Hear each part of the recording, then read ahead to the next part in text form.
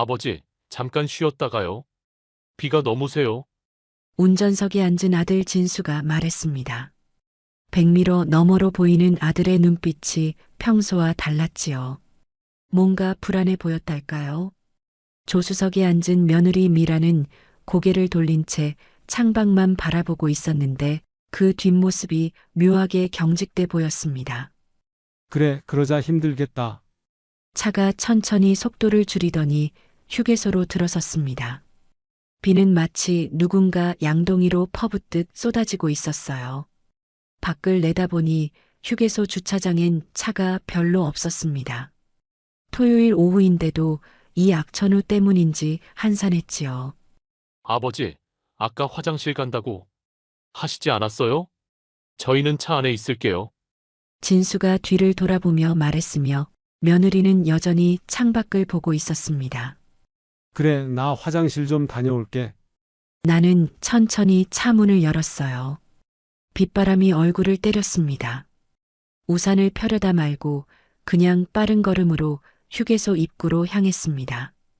어차피 몇 걸음이면 닿을 거리였으니까요. 화장실 표지판을 따라 복도를 걸었습니다. 그런데 발걸음을 멈추지 않고 화장실 앞을 그냥 지나쳤어요.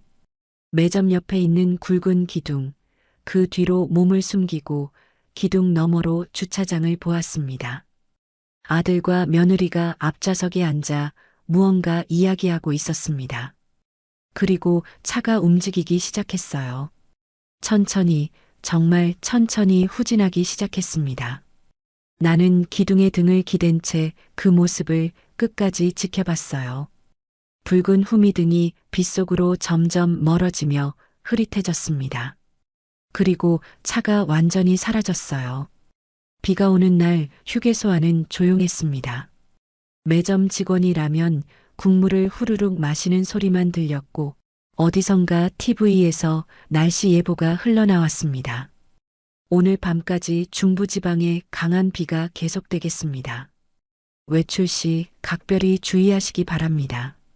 나는 기둥에 등을 기댄 채 한참을 그렇게 서 있었어요. 아들과 며느리가 정말로 날 버리고 갔습니다. 주머니에 손을 넣었어요. 손끝에 종이 한 장이 닿았습니다. 그것을 꺼내 펼쳤습니다. 부동산 매매 계약서와 잔금 입금 확인서. 며칠 전 받은 것이었습니다. 40년을 살았던 그 집. 아내와 함께 아들을 키웠던 그 집이 이미 일주일 전에 내 손을 떠났습니다. 정리라 정리라고. 나는 작게 중얼거렸습니다. 그래, 차리자 잘됐다. 입가에 웃음이 번졌어요. 차갑지도 쓰디쓰지도 않은 그냥 담담한 웃음이었습니다. 다시 창밖을 내다봤습니다. 빗줄기는 여전히 거셌고 주차장은 텅 비어 있었어요. 우리 차가 있던 자리엔 빗물만 고여 있었습니다. 나는 천천히 몸을 일으켰습니다. 기둥에서 떨어져 나와 휴게소 매점 쪽으로 걸어갔어요. 계산대 앞에 서 있던 직원이 나를 보더니 물었습니다. 어르신, 뭐 필요하세요? 담배 한 갑 주세요. 어떤 거요? 아무거나요. 이제 뭘 해야 하나를 천천히 생각했습니다. 서울로 돌아갈 순 없었어요. 돌아간다 한들 갈 곳도 없었습니다. 집은 이미 팔렸으니까요. 아들 집이라고? 웃음이 났습니다. 거기는 내가 평생 피땀 모아 마련한 내 집입니다. 아들이 결혼하고 며느리가 전세 자금 구할 때까지만 있겠다고 한 게 벌써 몇 년째인지 모르겠습니다. 휴게소 안으로 다시 들어갔어요. 매점 직원에게 물었습니다. 여기서 서울 가는 버스 있나요? 네, 있는데 서울 가세요? 아니요, 반대로요. 남쪽으로. 아, 그럼 대전행 타시면 돼요. 1시간 뒤에 있어요. 고맙습니다. 밖으로 나가 정류장으로 향했습니다. 이미 버스가 와 있었어요. 버스 문이 열렸고 나는 한 발 또 한 발 계단을 올랐습니다. 뒤를 돌아보지 않았어요. 돌아볼 이유가 없었으니까요. 이미 그들의 집은 내 손을 떠난 지 오래였으니까요. 며칠 전 병원에서 위암위기 진단을 받았습니다.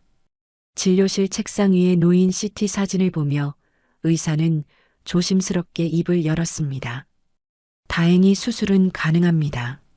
하지만 빨리 결정하셔야 합니다. 의사의 목소리는 차분했지만 그 말 속에는 긴박함이 담겨 있었습니다. 그때 옆에 앉아 있던 아들과 며느리가 동시에 한숨을 쉬었습니다. 처음엔 안도의 한숨인 줄 알았습니다. 아, 수술하면 살 수 있구나 하는 안심으로. 그런데 뭔가 달랐습니다. 그 한숨은 너무 무거웠고 너무 길었습니다. 아버지, 피곤하시죠? 병원비는 저희가 알아서 할게요. 아들 진수의 목소리엔 힘이 없었습니다. 평소 또박또박 말하던 아들답지 않게 말끝이 흐려졌어요. 며느리 미라는 고개를 숙인 채 핸드폰만 만지작거리고 있었죠. 두 사람 모두 내 눈을 마주치지 않았습니다. 의사가 처방전을 출력하며 말했습니다. 일단 정밀 검사 몇 가지 더 받으시고 다음 주에 다시 오세요. 그때 수술 날짜 잡겠습니다. 네, 알겠습니다. 나는 대답하고 자리에서 일어났습니다. 무릎이 좀 아팠지만 내색하지 않았어요. 아들 부부도 함께 일어났습니다. 진료실 문을 나서는데 복도에서 간호사와 환자 보호자들이 오가는 소리가 들렸습니다. 누군가는 울고 있었고 누군가는 전화 통화를 하고 있었어요. 병원 복도는 언제나 이런 식이었습니다. 아버지, 천천히 가세요. 미란이 내 팔을 잡으려 했지만 나는 괜찮다는 듯 손을 내저었습니다. 괜찮아. 아직 혼자 걸을 수 있어. 엘리베이터를 기다리는 동안 진수와 미라는 서로 눈빛을 주고받았습니다. 무슨 말을 하고 싶은 것 같았지만 내 앞에서는 입을 열지 않았습니다. 1층에 도착했습니다. 아버지, 저기 앉아 계세요. 제가 수납하고 올게요. 진수가 로비 한쪽 의자를 가리키며 말했습니다. 그래, 알았어. 나는 의자에 앉았습니다. 미란도 내 옆에 앉았어요. 아들 진수는 수납 창고 쪽으로 걸어갔습니다. 며느리 미라는 여전히 핸드폰만 들여다보고 있었어요. 가끔 화면을 스크롤하는 손가락이 보였습니다. 뭘 보는지는 모르겠지만 집중하고 있는 것 같았습니다. 미란아. 네, 아버님.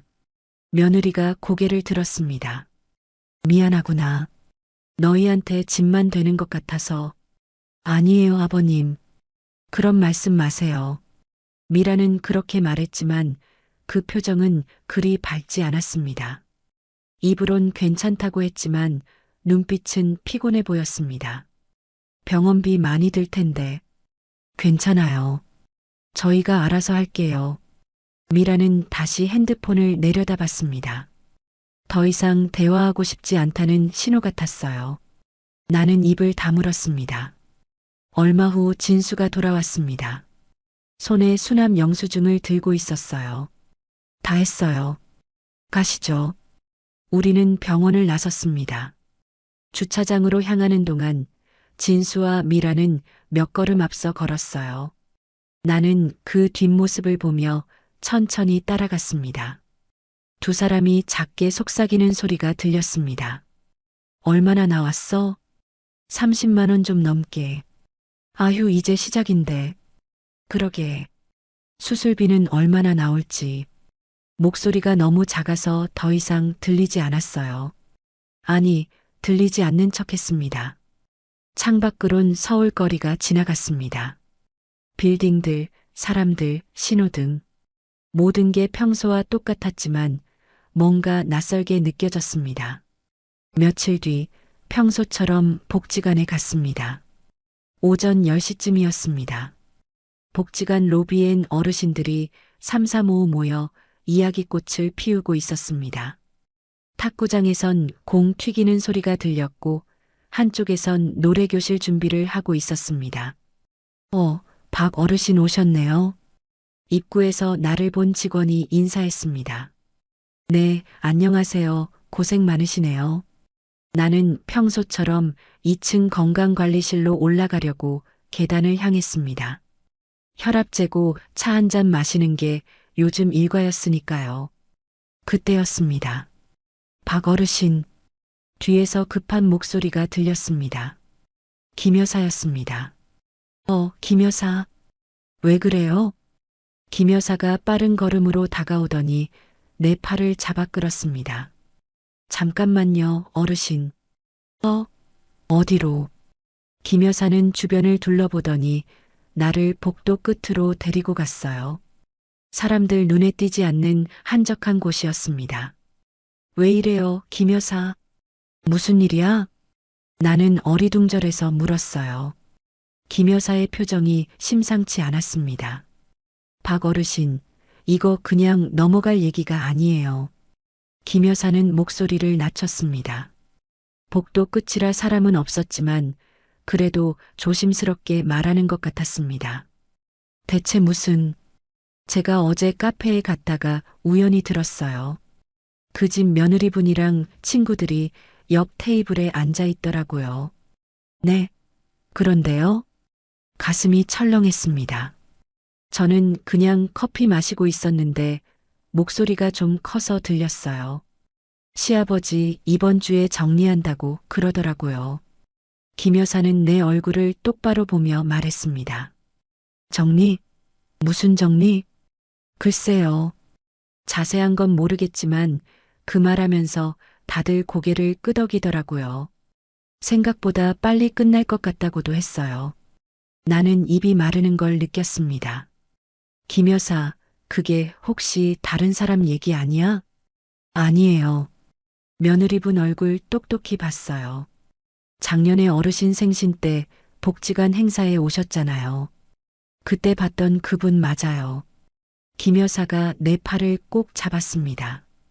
그리고 보험 얘기도 나왔어요. 보험? 뭔 보험? 네. 뭔가 보험 처리했다고 그것만 잘 되면 문제 없을 거라고 그랬어요. 나는 벽에 기댔어요. 다리에 힘이 풀리는 것 같았습니다. 어르신, 괜찮으세요? 김 여사가 걱정스러운 눈빛으로 나를 봤습니다. 응, 괜찮아. 어르신, 조심하세요. 요즘 세상에 자식이라고 다 믿을 순 없어요. 제가 괜히 말씀드리는 거 아니니까요. 김 여사는 한 번 더 강조했습니다. 알았어요, 김 여사. 고마워요. 김 여사는 내 어깨를 토닥이고 돌아갔습니다. 나는 한동안 그 자리에 서 있었습니다. 복도 끝 창문으로 햇빛이 들어왔어요. 먼지가 햇살 속에서 천천히 떠다녔습니다. 정리한다? 뭘? 가슴 한쪽이 서늘하게 식어내렸습니다. 문득 며칠 전 병원 복도에서 본 장면이 떠올랐습니다. 진수와 미란이 고개를 푹 숙인 채 속삭이던 그 뒷모습과 수술비 얘기를 하던 그 목소리가 이제 시작인데 수술비는 얼마나 나올지 그때 그들의 목소리엔 걱정만 있었던 게 아니었습니다. 뭔가 더 있었어요. 짜증? 아니면 부담감? 나는 천천히 계단을 내려갔습니다. 복지관을 나왔어요. 집으로 가는 길이 평소보다 멀게 느껴졌습니다. 집에 도착했을 때는 오후 3시쯤이었습니다. 며느리는 아직 마트에서 장을 보고 있을 시간이었습니다. 아들은 회사에 있을 거고요. 집안은 조용했어요.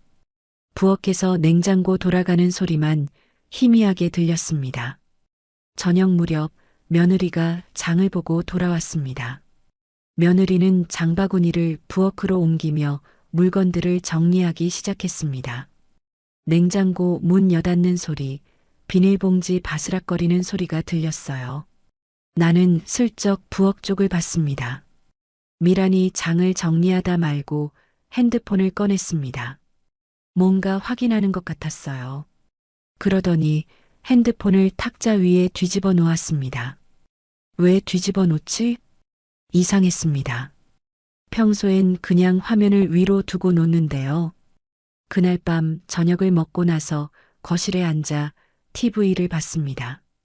뉴스에선 경제 얘기가 나오고 있었어요. 물가 상승, 금리 인상, 그런 이야기들. 나는 슬쩍 일어나 주방 의자에 앉은 며느리 뒤쪽으로 갔습니다. 고개를 돌려보니 핸드폰 화면이 잠깐 보였어요.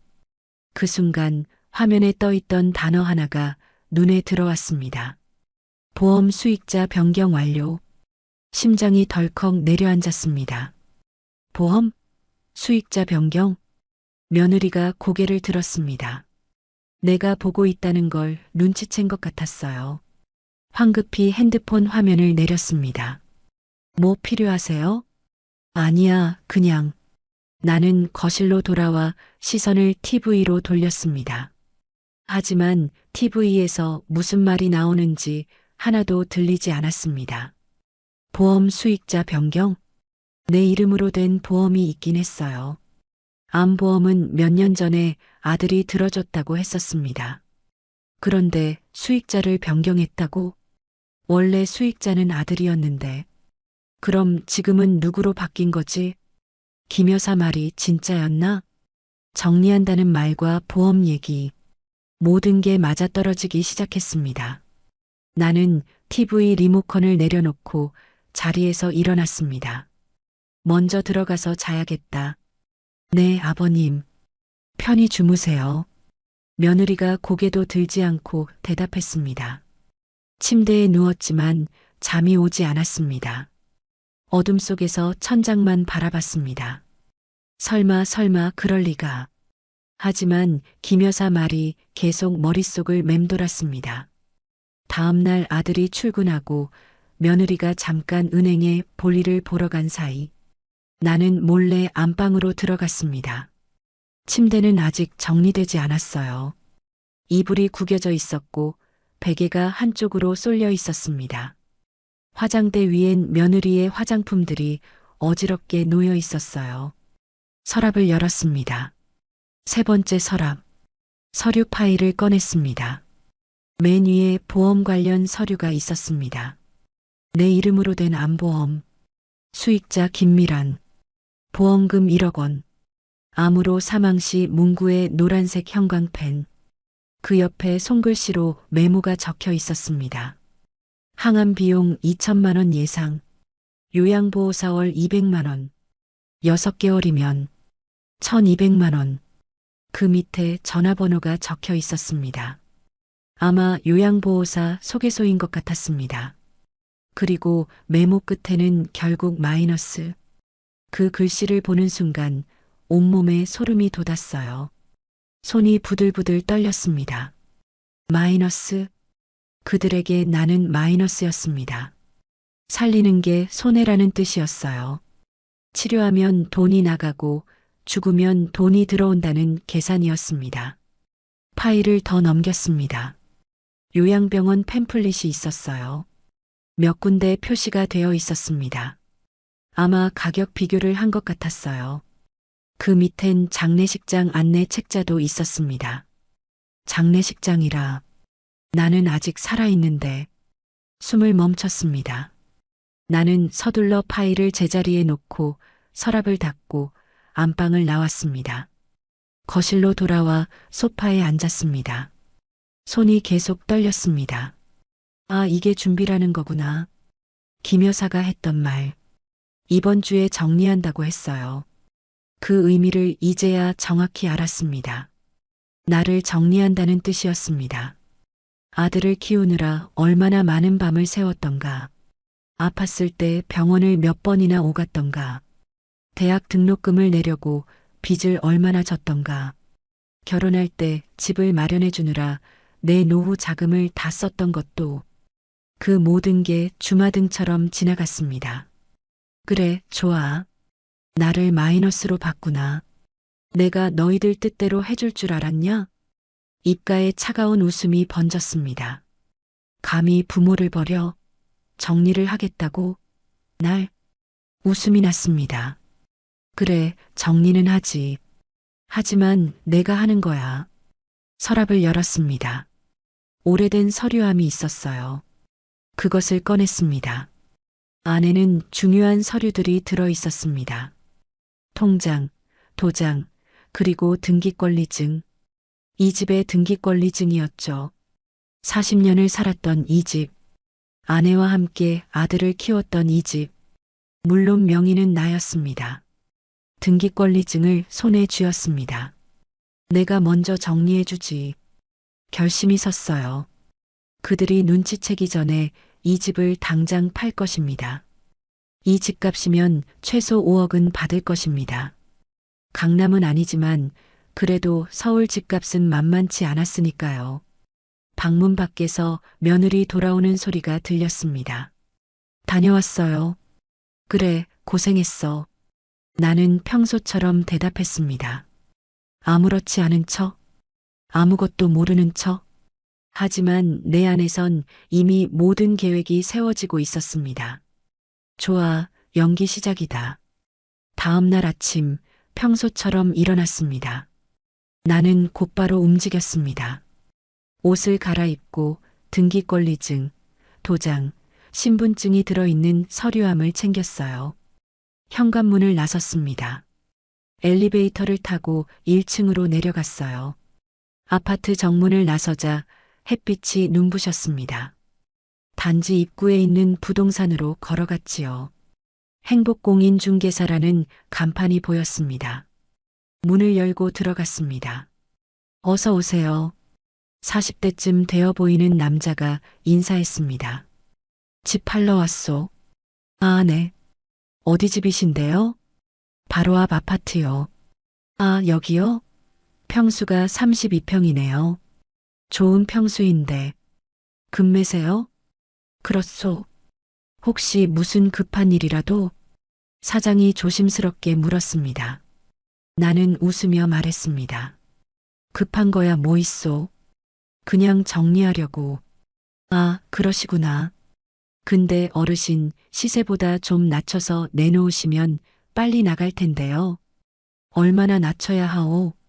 시세보다 5천 정도만 내려도 금방 나갈 겁니다. 5억 2천 어떠세요?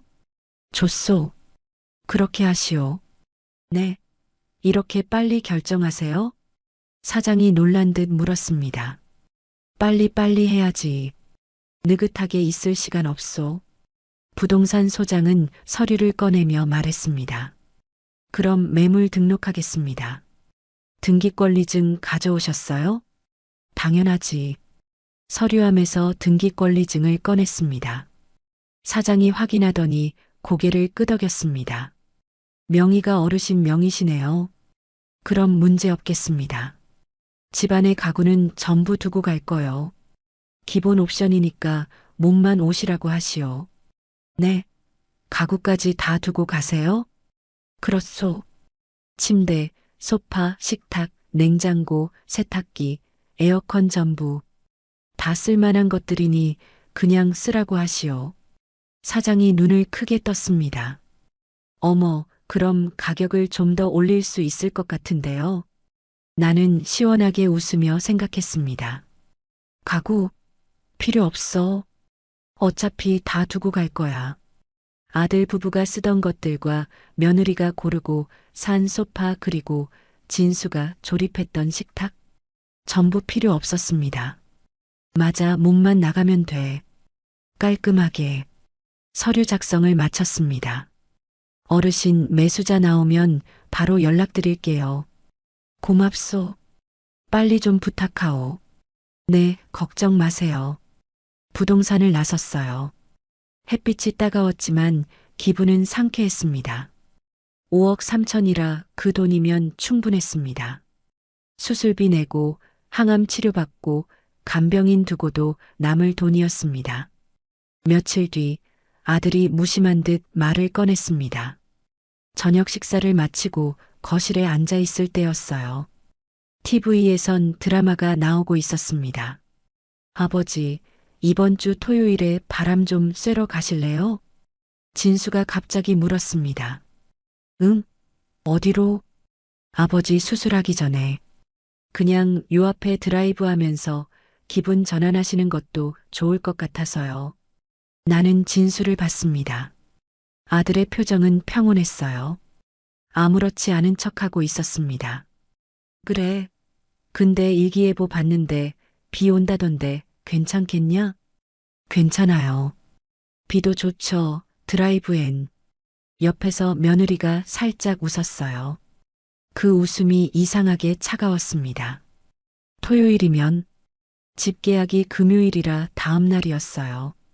부동산 사장이 그렇게 말했습니다. 금요일 오전에 잔금 받으시면 됩니다. 토요일엔 이미 명예 이전 끝나 있을 거예요. 그러니까 토요일이면 이미 이 집은 내 손을 떠난 뒤였습니다. 나는 속으로 웃었습니다. 계산이 딱 맞아떨어졌습니다. 좋지, 가자. 날씨 좋으면 더 좋겠지만 비 와도 괜찮아. 나는 태연하게 대답했습니다. 그럼 토요일 아침에 출발할게요. 알았어, 그래라. 며느리가 진수를 보며 눈빛을 주고받았습니다. 뭔가 확인하는 듯한 눈빛이었어요. 나는 그 모습을 보며 속으로 차갑게 웃었습니다. 그래, 계획대로 가자. 니들 계획대로. TV를 보는 척하며 생각했습니다. 금요일 오전에 잔금을 받으면 그 즉시 은행에 가서 안전하게 처리해야겠다고.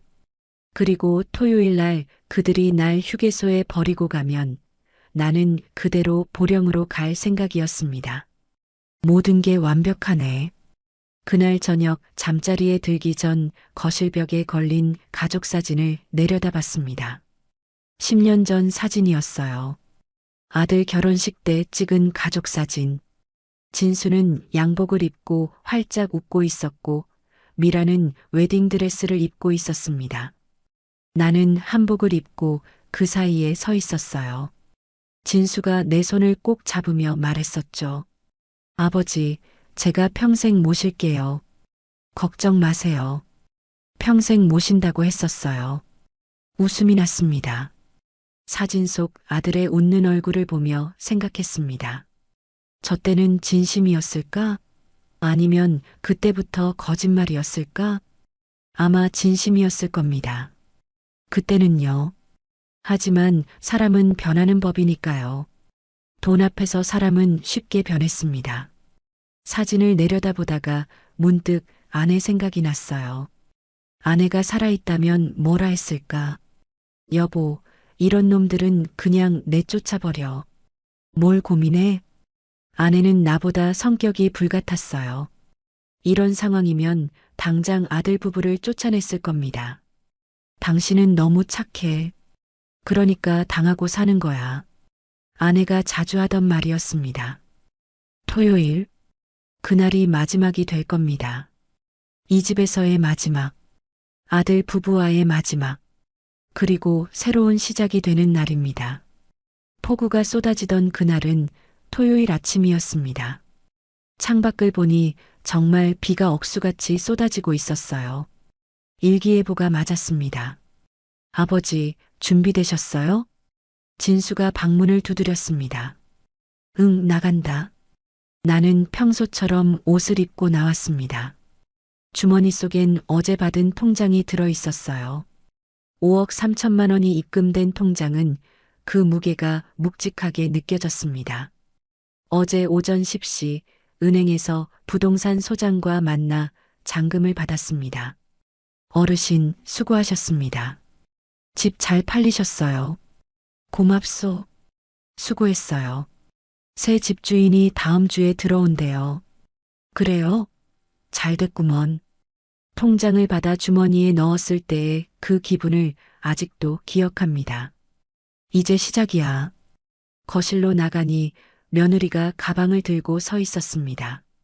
아버님, 우산 챙기셨어요? 응, 챙겼다. 그럼 출발할까요? 세 사람이 현관문을 나섰습니다.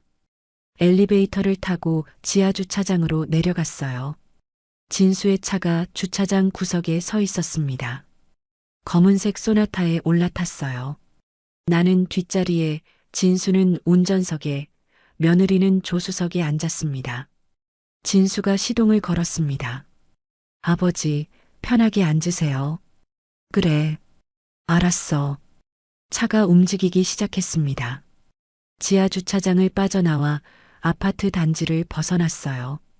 빗줄기가 거셌기에 와이퍼가 쉴 새 없이 움직였습니다. 비가 정말 많이 오네요. 며느리가 창밖을 보며 말했습니다. 그러게요. 괜찮을까요? 괜찮아. 천천히 가면 돼. 나는 뒷좌석에 앉아 창밖을 봤습니다. 서울거리가 지나갔어요. 빌딩들, 신호등, 사람들. 1시간쯤 달렸을 때 비가 조금 약해졌습니다. 아버지, 저기 바닷가 쪽으로 가볼까요? 해신탕 집이 유명한 데 있어요. 진수가 백미러로 나를 보며 말했습니다. 그래, 좋지. 차가 방향을 틀어 바닷가 쪽으로 향했습니다. 30분쯤 더 가니 바다가 보였어요. 회색빛 하늘 아래 잔잔한 파도가 일렁이고 있었습니다. 여기에요. 진수가 작은 식당 앞에 차를 세웠습니다. 만나의 신탕이라는 간판이 보였습니다. 세 사람이 차에서 내렸어요. 비는 거의 그쳤지만 바람이 차가웠습니다. 식당 안으로 들어갔지요. 어서 오세요. 주인 아주머니가 반갑게 맞았습니다. 창가 자리에 앉았어요. 창밖으론 바다가 보였습니다. 아버지, 여기 경치 괜찮죠? 그래, 좋구나.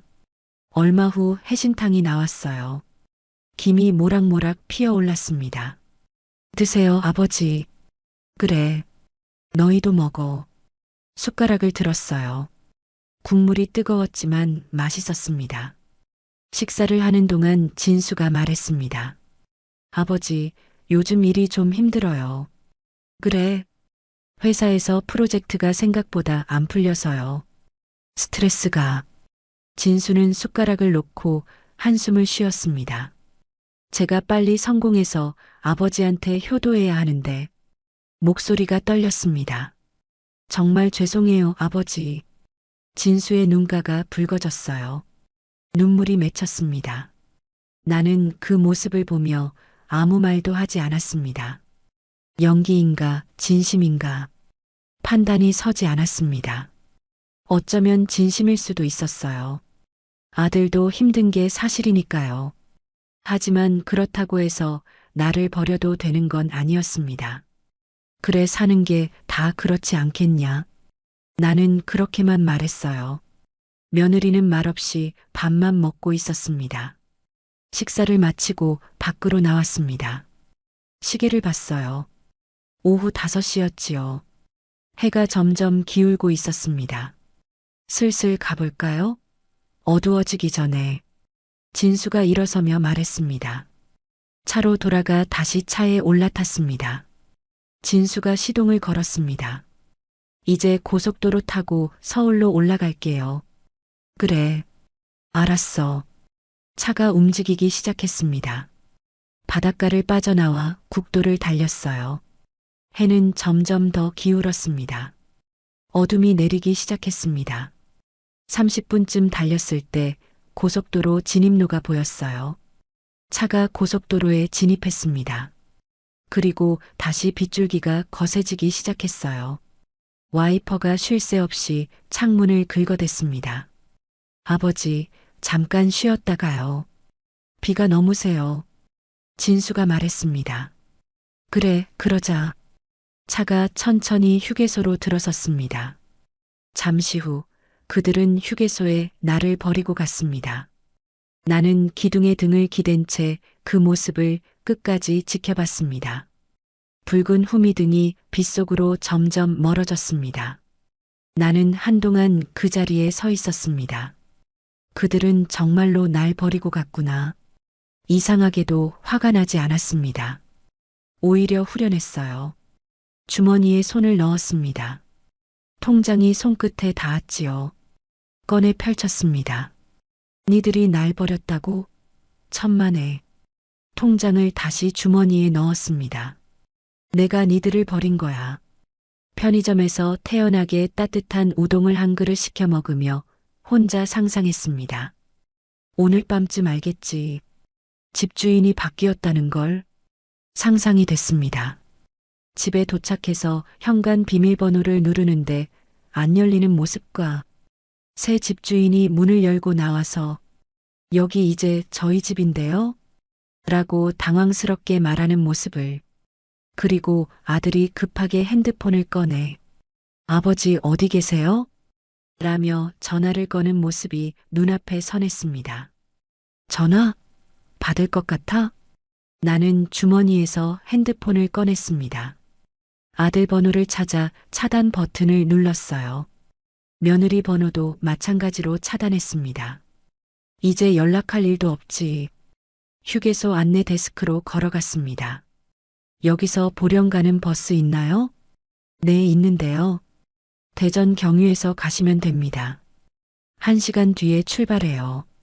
표 한 장 주세요. 표를 받아들고 구석 의자에 앉았습니다. 창밖으론 여전히 비가 쏟아지고 있었고 휴게소 안은 사람들로 북적였지만 나는 조용히 시계만 바라봤습니다.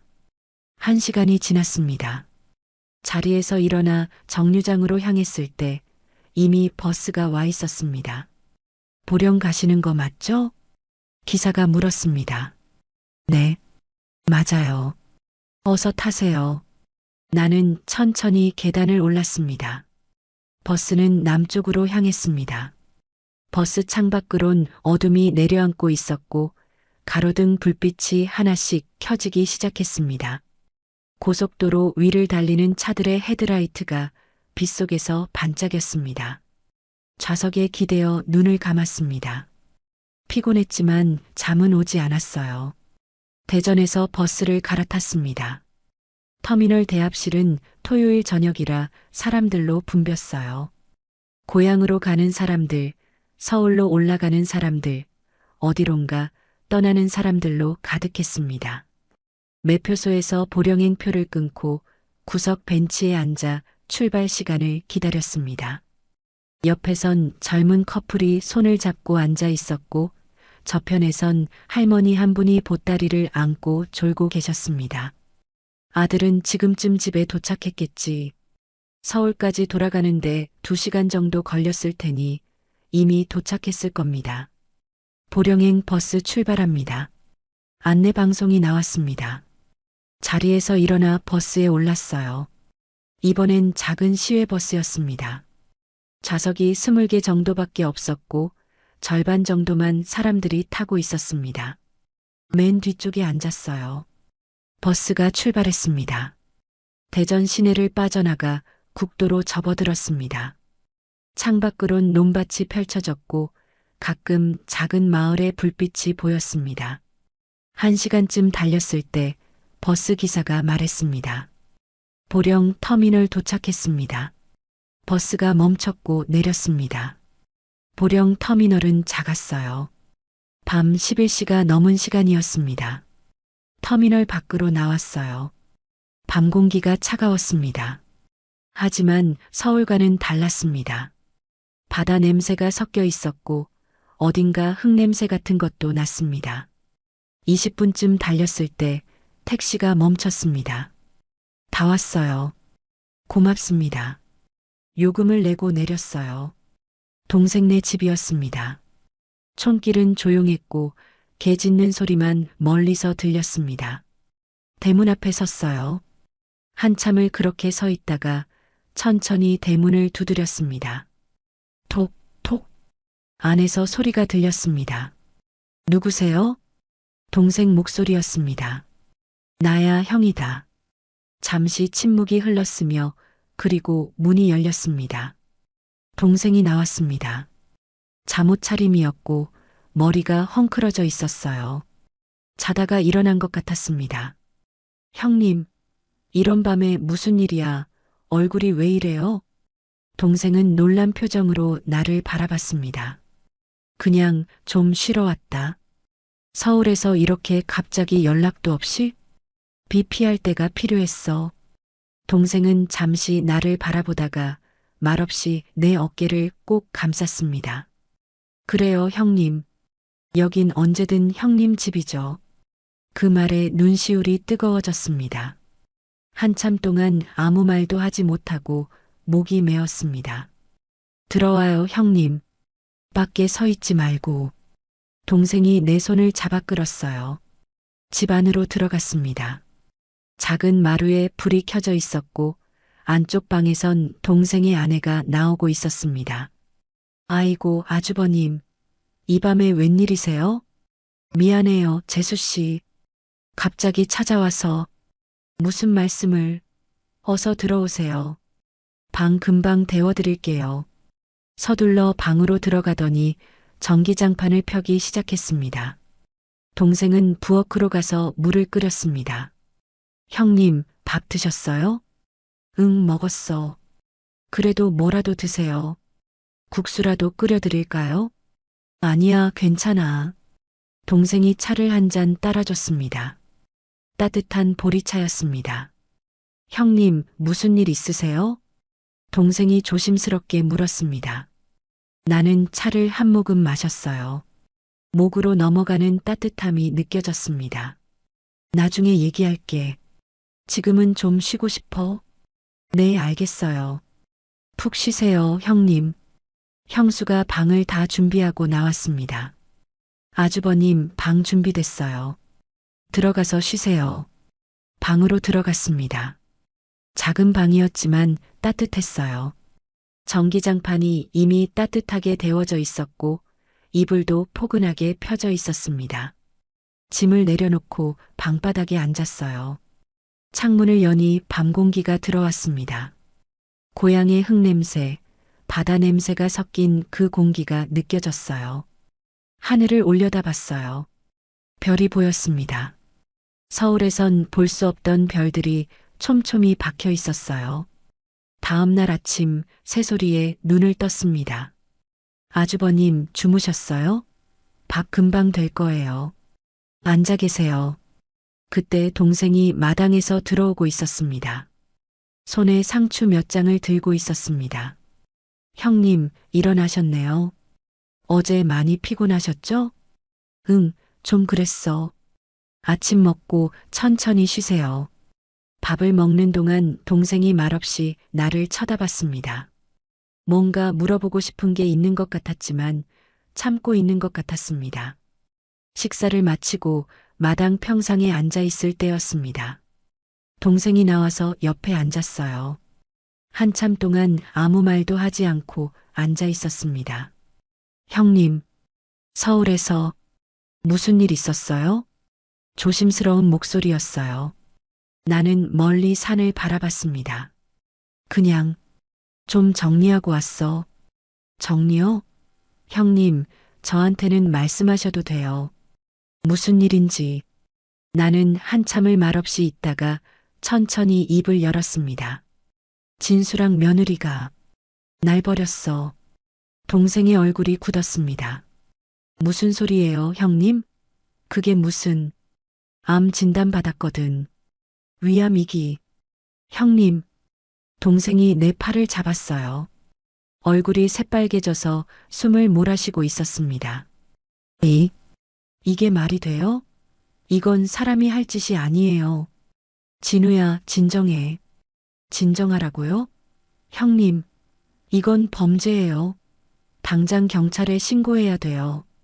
동생이 안방으로 뛰어들어갔습니다. 형님 얘기 들었어? 들었냐고. 동생이 아내에게 내 이야기를 빠르게 설명했습니다. 재수 씨의 얼굴도 창백해졌습니다. 세상에. 아주버님. 진우야, 그만해. 나는 천천히 말했습니다. 뭘 그만해요, 형님. 이건 범죄라고요. 알아. 하지만 신고하면 뭐가 달라지겠어? 난 이제 수술받고 치료받고 살아야 해. 그런데 경찰 조사받고 재판하고 그러면서 시간 낭비하고 싶지 않아. 동생이 눈물을 흘렸습니다. 형님이 얼마나 진수를 키우느라 고생하셨는데 대학 등록금, 결혼 자금 다 형님이 대주셨잖아요. 동생이 고개를 들었어요. 눈이 빨갛게 충혈되어 있었습니다. 형님, 여기서 평생 사세요. 우리가 형님 모실게요. 내일 병원 가요. 제대로 진료 받으셔야 해요. 그래. 알았어. 수술비, 치료비 걱정 마세요. 제가, 아니야. 내가 낼 거야. 집 한 돈 있어. 동생이 놀란 표정으로 나를 봤습니다. 집을 팔았다고요? 형님 언제 또? 하여간 눈치 하나는 알아준다니까. 웃음이 났어요. 동생도 피식 웃었습니다. 주말 오후 작은 베란다에 앉아 차를 마셨습니다. 형님, 커피 한 잔 더 드실래요? 아니야, 괜찮아. 동생이 핸드폰을 보다가 말했습니다. 형님, 서울 김 여사한테 연락 왔어요. 김 여사? 아, 너도 아는 사람이지. 네, 복지관에서 형님 걱정하신대요. 어떻게 지내시는지 궁금하시다고. 그래, 나중에 내가 전화할게. 근데 형님, 김 여사가 진수 얘기 좀 하셨어요. 나는 차를 한 모금 마셨습니다. 뭐래? 나중에 전해 들었는데 한 달 정도 버티다가 결국 법원 집행관이 와서 쫓겨났대요. 그래. 짐도 다 길거리에 나왔다던데요. 참 그 모습이 가관이었다고 하시더라고요. 나는 피식 웃었습니다. 가관이었겠네. 이웃들이 다 구경했대요. 집행관이 짐 다 내놓고 자물쇠 바꾸고 진수랑 며느리가 길거리에서 어쩔 줄 몰라 하더래요. 그랬구나. 동생도 웃었습니다. 형님, 속 시원하시죠? 응, 시원해. 석 달 뒤, 나는 보령 종합병원에서 퇴원했습니다. 병원 로비를 걸어 나올 때 동생이 내 팔을 붙잡았습니다. 다리에 힘이 좀 빠진 것 같았지만 그래도 걸을 수 있다는 게 감사했습니다. 형님, 천천히 가세요. 급하게 걸으시면 안 돼요. 괜찮아. 이제 많이 좋아졌어. 수술은 성공적이었어요. 의사 선생님이 그렇게 말했습니다. 어제 마지막 진료를 받을 때 선생님은 CT 사진을 보여주며 설명했습니다. 다행히 잘 됐습니다. 암세포가 거의 다 제거됐어요. 이제 항암 치료만 잘 받으시면 충분히 회복하실 수 있습니다.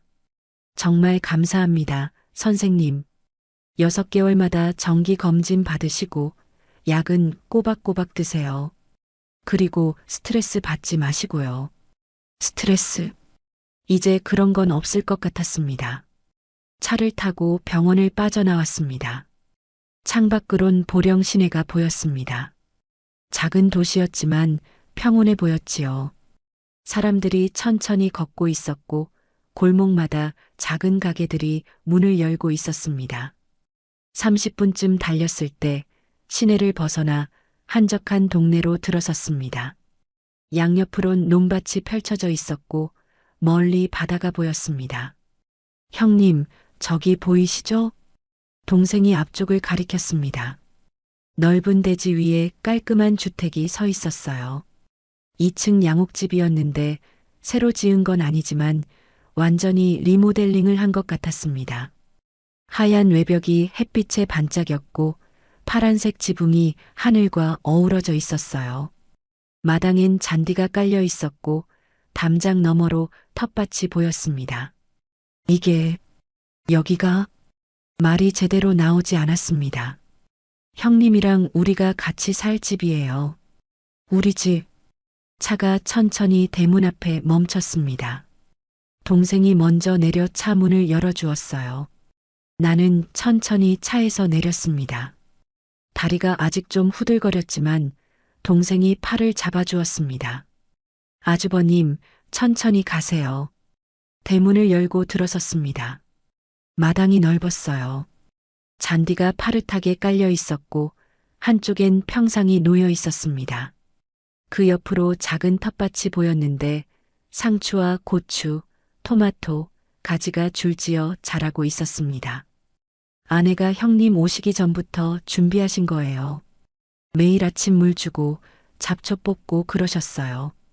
이걸 다 목이 메었습니다.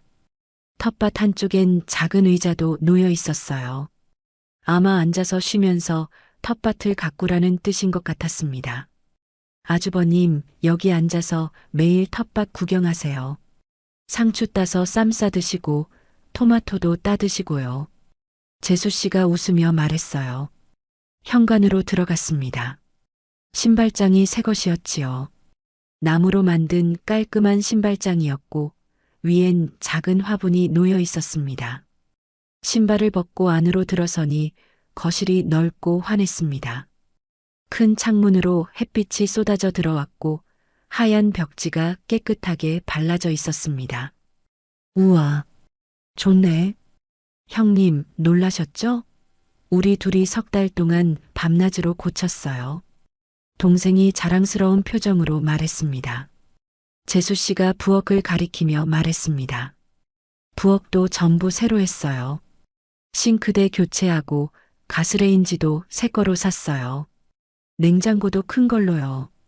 부엌으로 가보니 정말 깔끔했습니다. 냉장고 안에 반찬 다 채워뒀어요. 김치, 된장, 고추장, 밑반찬들. 일주일은 드실 수 있을 거예요. 이걸 언제 다? 당연하죠. 아주버님 오시는데 밥은 먹어야죠. 형님, 이쪽이 형님 방이에요. 동생이 1층 끝방으로 안내했습니다. 문을 열자 깨끗하고 넓은 방이 나타났어요. 창문을 열었습니다. 마당과 텃밭이 한눈에 보였지요. 멀리 논밭도 보였고 그 너머로 바다도 어렴풋이 보였습니다. 바람이 불어왔어요. 바다 냄새와 흙 냄새가 섞인 바람이었습니다. 너희는 어디서 자는데? 저희는 2층이에요. 괜찮아요. 저희는 젊으니까 계단 오르내리는 거 아무렇지도 않아요. 형님, 집 어때요? 마음에 드세요? 동생이 물었습니다. 좋아. 정말 좋아. 목이 메어서 더 이상 말을 할 수 없었습니다. 형님, 이제 여기가 형님 집이에요. 우리랑 같이 사세요. 평생. 재수 씨가 내 손을 잡았습니다. 아주버님이 계셔야 진짜 가족이죠. 침대에 가서 앉았습니다. 형님, 편히 주무세요. 그래, 고맙다.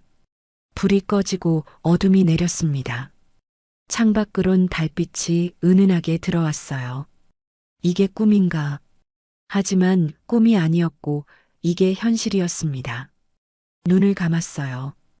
오랜만에 편안한 잠이 왔습니다. 오후 2시쯤 초인종이 울렸습니다. 어서 오세요. 요양보호사 이미숙 선생이 들어왔습니다. 50대 중반의 다정한 분이었습니다. 안녕하세요. 박영수 어르신이시죠? 저는 요양보호사 이미숙이라고 합니다. 아, 네. 안녕하세요. 어르신, 얼굴 좋아 보이세요. 병원에서 회복 잘하셨네요. 약은 하루 3번, 식후에 드시는 거예요. 아침, 점심, 저녁. 꼭 챙겨 드셔야 해요. 네, 알겠습니다. 그리고 매일 30분씩 걷기 운동하세요. 무리하지 말고 천천히요. 네, 고맙습니다. 요양보호사가 돌아가고 나는 소파에 앉았습니다. 문득 서울에서의 삶이 떠올랐습니다. 그 작은 집에서 아들과 며느리 눈치를 보며 살았던 날들. 안방 문이 닫힐 때마다 조마조마했던 마음. 부엌에 들어가는 것조차 눈치를 봐야 했던 시간들. 거실 소파에 앉아 있어도 편하지 않았던 그날들. 왜 그렇게 살았을까? 웃음이 났습니다. 왜 내가 그 작은 집에서 애들 눈치나 보며 살았지? 40년을 살았던 그 집이 내 명의였는데도 나는 그곳에서 손님처럼 지냈습니다. 아니, 손님보다 못했습니다. 손님은 환대라도 받으니까요. 지금 이 집을 둘러봤어요. 넓은 거실, 내 방, 내 화장실, 내가 마음껏 드나들 수 있는 부엌, 내가 가꿀 수 있는 텃밭, 그리고 무엇보다 나를 진심으로 환영해주는 가족. 이제야 정말 사는 것 같구나. TV를 켰습니다. 트로트 가요 프로그램이 나오고 있었어요. 옛날 노래가 흘러나왔습니다. 세월이 가면은 모든 게 변한다지만 손으로 박자를 맞췄습니다. 어깨가 들썩였고 어머님, 여기서 잠깐 쉬었다 갈까요? 고속도로 휴게소 주차장에 차를 세우며 아들이 룸미러로 제 얼굴을 살폈죠. 그래, 나 화장실 좀 가야겠다. 나이 들면서 방광이 예전 같지 않아 이런 장거리 여행이 부담스러워졌어요. 무릎도 아프고 허리도 뻐근했습니다. 네, 천천히 다녀오세요. 너희는 안 가니? 문을 열며 물어봤습니다. 준호는 핸들을 붙잡은 채 고개만 돌렸어요. 네, 저희는 괜찮아요. 밖으로 나오니 찬바람이 얼굴을 때렸습니다. 언제부터인가 비가 내리기 시작했네요. 처음엔 이슬비 정도였는데 점점 굵어지고 있었어요. 밖에 비가 많이 오네. 혹시 우산 없어? 차 안을 들여다보며 물었습니다. 옷이 다 젖을 것 같았거든요. 아, 우산 꺼내려면 밖에 있어서 그냥 갔다 오세요. 준호가 대답했는데 뭔가 성의 없어 보였어요. 트렁크에서 우산을 꺼내주는 게 그렇게 번거로운 일인가 싶었지만 괜히 잔소리하는 시어머니 되기 싫어서 그냥 고개를 끄덕였습니다. 차 문이 쾅 닫히는 소리가 빗소리에 묻혔습니다. 저는 천천히 비를 맞으며 화장실 쪽으로 발걸음을 옮겼습니다. 아침에 집에서 나올 때 신은 편한 슬리퍼였는데 이런 날씨에는 운동화를 신을 걸 그랬습니다. 금방 손을 씻고 돌아왔을 때 그 자리에 있어야 할 차가 보이지 않았습니다. 빈 주차칸만 덩그러니 남아 있었어요. 빗줄기에 젖은 아스팔트 위에는 차 바퀴 자국만이 희미하게 번져 있었습니다. 처음에는 제가 자리를 잘못 기억한 건 아닌가 싶어 두리번거렸어요. 여보세요. 준호야. 어디 갔어? 목소리가 갈라지며 나왔습니다. 그러나 빗소리에 묻혀 아무도 듣지 못했어요. 휴대폰을 꺼내려 했지만 주머니에 없었습니다. 차 안에 두고 내린 거였어요. 대형 화물차가 지나가며 튀긴 물보라가 제 옷자락을 적셨습니다. 다리에 힘이 빠지면서 저는 휘청거리다 주저앉았습니다. 우산도 없이 비를 맞고 있으니 온몸이 젖어들었어요. 손끝에서 뚝뚝 떨어지는 빗방울이 손등을 타고 흘렀습니다. 이럴 때 남편이 살아있었다면 하는 생각이 절로 들었어요. 사람들이 힐끔거리며 제 앞을 지나갔습니다. 어떤 여자는 저분 차 놓치신 건가 하고 중얼거렸고 아이 손을 잡은 엄마는 빠른 걸음으로 자리를 피했어요. 70년을 살면서 이렇게 초라한 적이 있었나 싶었습니다. 휴게소 한복판에 홀로 남겨진 늙은 여자, 그게 바로 저였어요. 얼마나 시간이 흘렀을까요? 체감상으론 몇 시간이 지난 것 같았어요. 처음엔 아들과 며느리가 돌아올 거라고 생각했습니다. 하지만 점점 그런 희망도 사라져갔어요. 휴게소 입구 근처 플라스틱 의자에 멍하니 앉아 있었습니다. 젖은 옷 때문에 몸이 차가워졌고 지나가는 사람들의 시선이 따가웠어요. 부끄러웠지만 어디로 가야 할지도 모르겠더군요. 그때 한 부부가 제 앞으로 다가왔습니다. 남자는 파란 바람막이를 입고 있었고 여자는 검은 비닐 우산을 들고 있었어요. 둘 다 50대 초반쯤 되어 보였는데 제게 다가오면서 서로 눈짓을 주고받더군요. 여보, 저분 좀 이상해 보이지 않아? 응, 뭔가 일이 있으신 것 같아. 한번 여쭤보자. 그들의 작은 대화가 들렸습니다. 그리고는 제 얼굴을 자세히 보고 잠시 발걸음을 멈추더니 조심스럽게 다가왔어요. 어르신, 무슨 일 있으세요? 어디 가셔야 하는데 차 놓치신 거예요? 남자가 먼저 말을 건넸습니다. 목소리가 참 다정했어요. 제가 입술이 달달 떨려서 한동안 말이 나오지 않았습니다. 목구멍이 메어서 소리가 제대로 나오지 않더군요. 애들이 그냥 말이 끊어졌습니다. 다시 시작해보려 했지만 눈물이 앞을 가렸어요. 애들이 그냥 가버렸어요. 겨우 한마디를 했더니 여자의 눈가가 젖었습니다. 그녀는 제 팔을 붙잡으며 낮게 말했어요. 아이고, 어쩌면 좋아요. 이 비에 혼자 계시면 안 돼요. 저희가 역 근처까진 모셔다 드릴게요. 어서 올라타세요. 아니에요, 괜찮습니다. 제가 사양하려 했지만 그들은 이미 제 양쪽 팔을 부축하고 있었습니다. 남자가 우산을 펴서 저를 가려주더군요. 어르신, 지금 상황이 상황인데 혼자 두면 안 되겠어요. 우리도 부모님 모시고 사는데 이런 일이 남일 같지 않네요. 그들의 차는 흰색 소형차였습니다. 뒷좌석에 앉히려 했지만 여자가 조수석에 앉으라고 하더군요. 차 안은 정말 따뜻했어요. 히터 바람이 젖은 옷자락을 말려주었고 은은한 방향제 냄새가 났습니다. 저는 작은 가방을 꼭 끌어안았어요. 남편 사진이 들어있는 낡은 지갑도 그 안에 있었거든요. 차가 출발하자 남자가 백미러로 저를 보며 조심스럽게 물었습니다. 어디 사세요? 가족한테 연락은? 잠시 침묵이 흘렀어요. 저는 고개를 저으며 작게 웃었습니다. 됐어요. 이제 아무 소용 없어요. 그 말을 듣고 부부가 서로를 바라봤습니다. 더 묻지 않기로 한 모양이었어요. 와이퍼가 빗줄기를 힘겹게 밀어내며 앞을 가르고 있었습니다.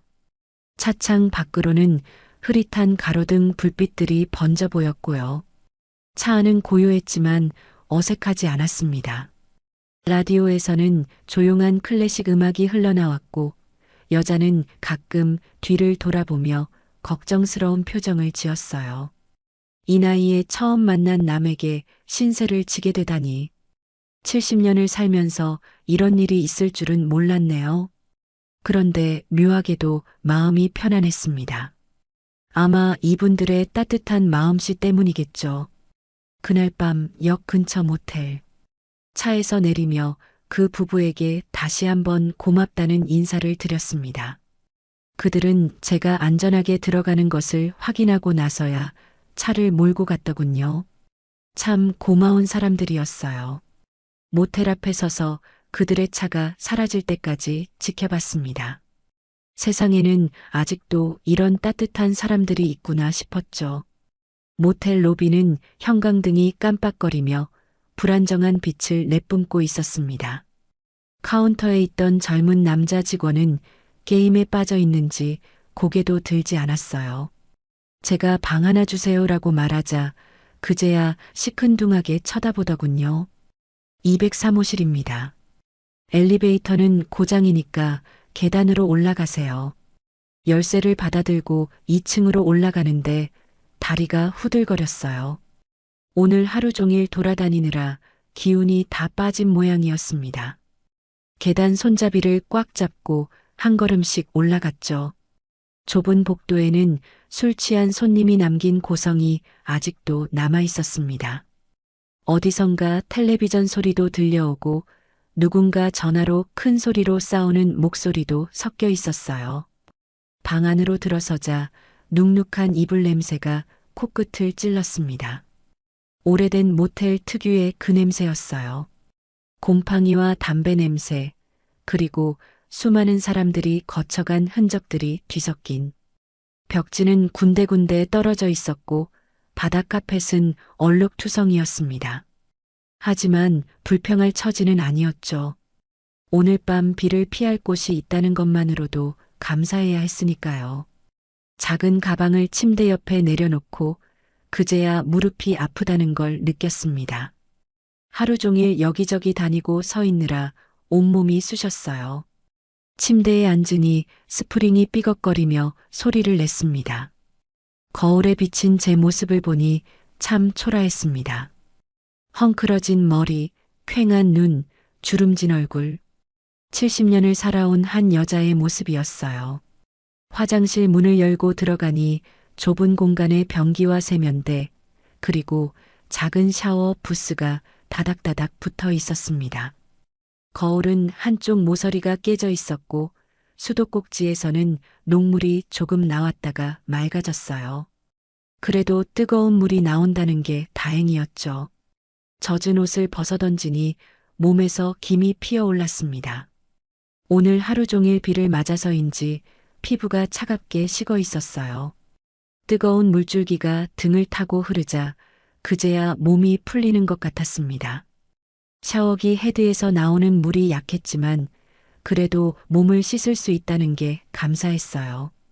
비누는 작은 일회용 비누였습니다. 향도 없고 거품도 잘 안 났지만 꼼꼼히 문질렀어요. 머리를 감으며 생각했습니다. 언제 이렇게 남의 집, 아니 모텔에서 혼자 씻어본 적이 있었나? 결혼하고 나서는 처음이었죠. 남편과 함께 여행 갔을 때도 항상 같이 있었으니까요. 샤워를 마치고 나오니 거울에 김이 잔뜩 서려 있었습니다. 손으로 쓱 닦아내니 제 얼굴이 보였어요. 젖은 머리카락이 얼굴에 들러붙어 있었고 화장기 없는 맨 얼굴이 그대로 드러났죠. 주름 하나하나가 선명하게 보였습니다. 하지만 이상하게도 표정은 평온해 보였어요. 아마도 따뜻한 물에 몸을 녹여서 그런가 봅니다. 수건은 딱 한 장뿐이었습니다. 낡고 거친 수건이었지만 그래도 몸을 닦을 수 있었어요. 머리를 대충 털고 나와서 가방을 열었습니다. 다행히 여벌 옷이 한 벌 들어 있었어요. 아침에 나올 때 혹시나 해서 챙긴 거였죠. 그때는 이런 상황이 될 줄은 꿈에도 몰랐지만요. 깨끗한 옷으로 갈아입고 나니 한결 몸이 가벼워졌습니다. 젖은 옷들은 화장실에 걸어두었어요. 내일 아침이면 마를 거라 생각하며 침대 옆 작은 탁자로 다가갔습니다. 가방에서 조심스럽게 서류 봉투를 꺼냈어요. 며칠 전부터 준비해둔 그 중요한 서류 말입니다. 봉투를 열기 전에 잠시 심호흡을 했습니다. 손이 약간 떨렸어요. 긴장해서인지 아니면 기대감 때문인지 저도 잘 모르겠더군요. 봉투 안에서 서류를 꺼내 펼쳤습니다. 부동산 매매 계약서라는 글자가 선명하게 보였어요. 그 아래 적힌 주소는 제가 15년 동안 살았던 서울 아파트였죠. 계약금과 잔금 날짜, 그리고 소유권 이전 완료라는 도장이 찍혀 있었어요. 저는 그 서류를 바라보며 입가에 미소가 번졌습니다. 처음엔 작은 미소였는데 점점 커지더니 결국 소리내어 웃음이 터져 나왔어요. 하! 웃음소리가 좁은 방 안에 울려 퍼졌습니다. 옆방에서 벽을 두드리는 소리가 들렸지만 상관없었어요. 이 순간만큼은 마음껏 웃고 싶었거든요. 너희들이 나를 그저 늙은 노인네로만 알고 있었지?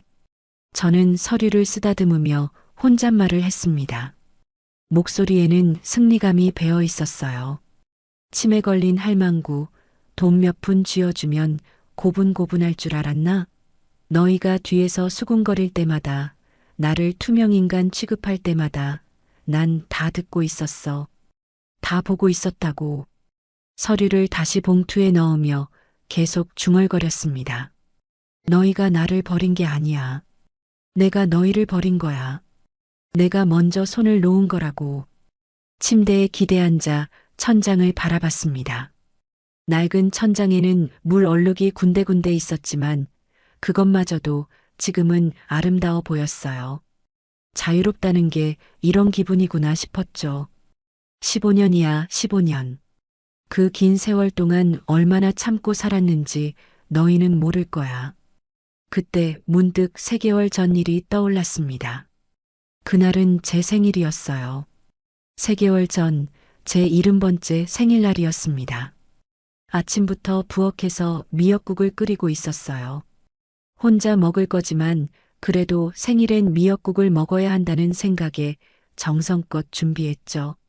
소고기도 넣고 참기름도 듬뿍 넣어서 구수한 냄새가 집안 가득 퍼졌습니다. 그런데 며느리가 부엌으로 들어오더니 인상을 찌푸렸어요. 어머님, 아침부터 무슨 냄새가 이렇게 나요? 애들 학교 가야 하는데 온 집안이 미역국 냄새네요. 오늘 내 생일이라서. 제가 조심스럽게 말했지만 며느리는 콧방귀를 뀌었습니다. 아, 그래요? 그럼 방에서 드시면 안 돼요? 거실에 냄새 배면 며칠을 가잖아요. 순간 가슴이 턱 막혔습니다. 70번째 생일을 방구석에서 혼자 축하하라는 거였어요. 그래도 아무 말 없이 고개만 끄덕였죠. 미역국을 그릇에 담아 방으로 들어갔습니다. 문을 닫고 혼자 앉아 있는데 거실에서 며느리와 아들이 대화하는 소리가 들렸어요. 이 집은 방음이 잘 안 되거든요. 특히 조용한 아침엔 더 잘 들렸죠. 여보, 어머님 언제까지 모실 거야? 진짜 답답해 죽겠네. 며느리의 짜증 섞인 목소리였습니다. 그러게. 나도 좀 힘들긴 해. 회사에서도 스트레스 받는데 집에 와서도 편하지가 않아. 아들의 대답이었어요. 제 아들, 제가 낳아서 키운 그 아들이 한 말이었습니다. 요양원 알아보는 게 어때? 요즘은 시설도 좋다던데. 엄마가 가실까? 자존심이 센 분이라. 그럼 우리가 이사를 가든지 해야지. 이렇게는 못 살아. 진짜로.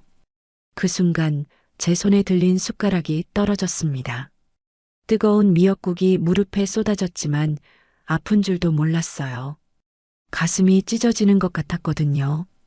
그날 저녁 가족들은 제 생일을 완전히 잊은 채 각자의 일상을 보냈습니다.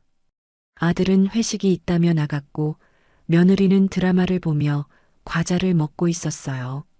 손주들은 방에서 게임을 하느라 정신이 없었죠. 저는 방에서 조용히 나와 거실을 지나 현관으로 향했습니다. 신발을 신으려는데 며느리가 물었어요. 어머님, 어디 가세요? 산책 좀. 늦은 시간에 나가시면 위험해요. 그냥 집에 계세요. 명령조였습니다.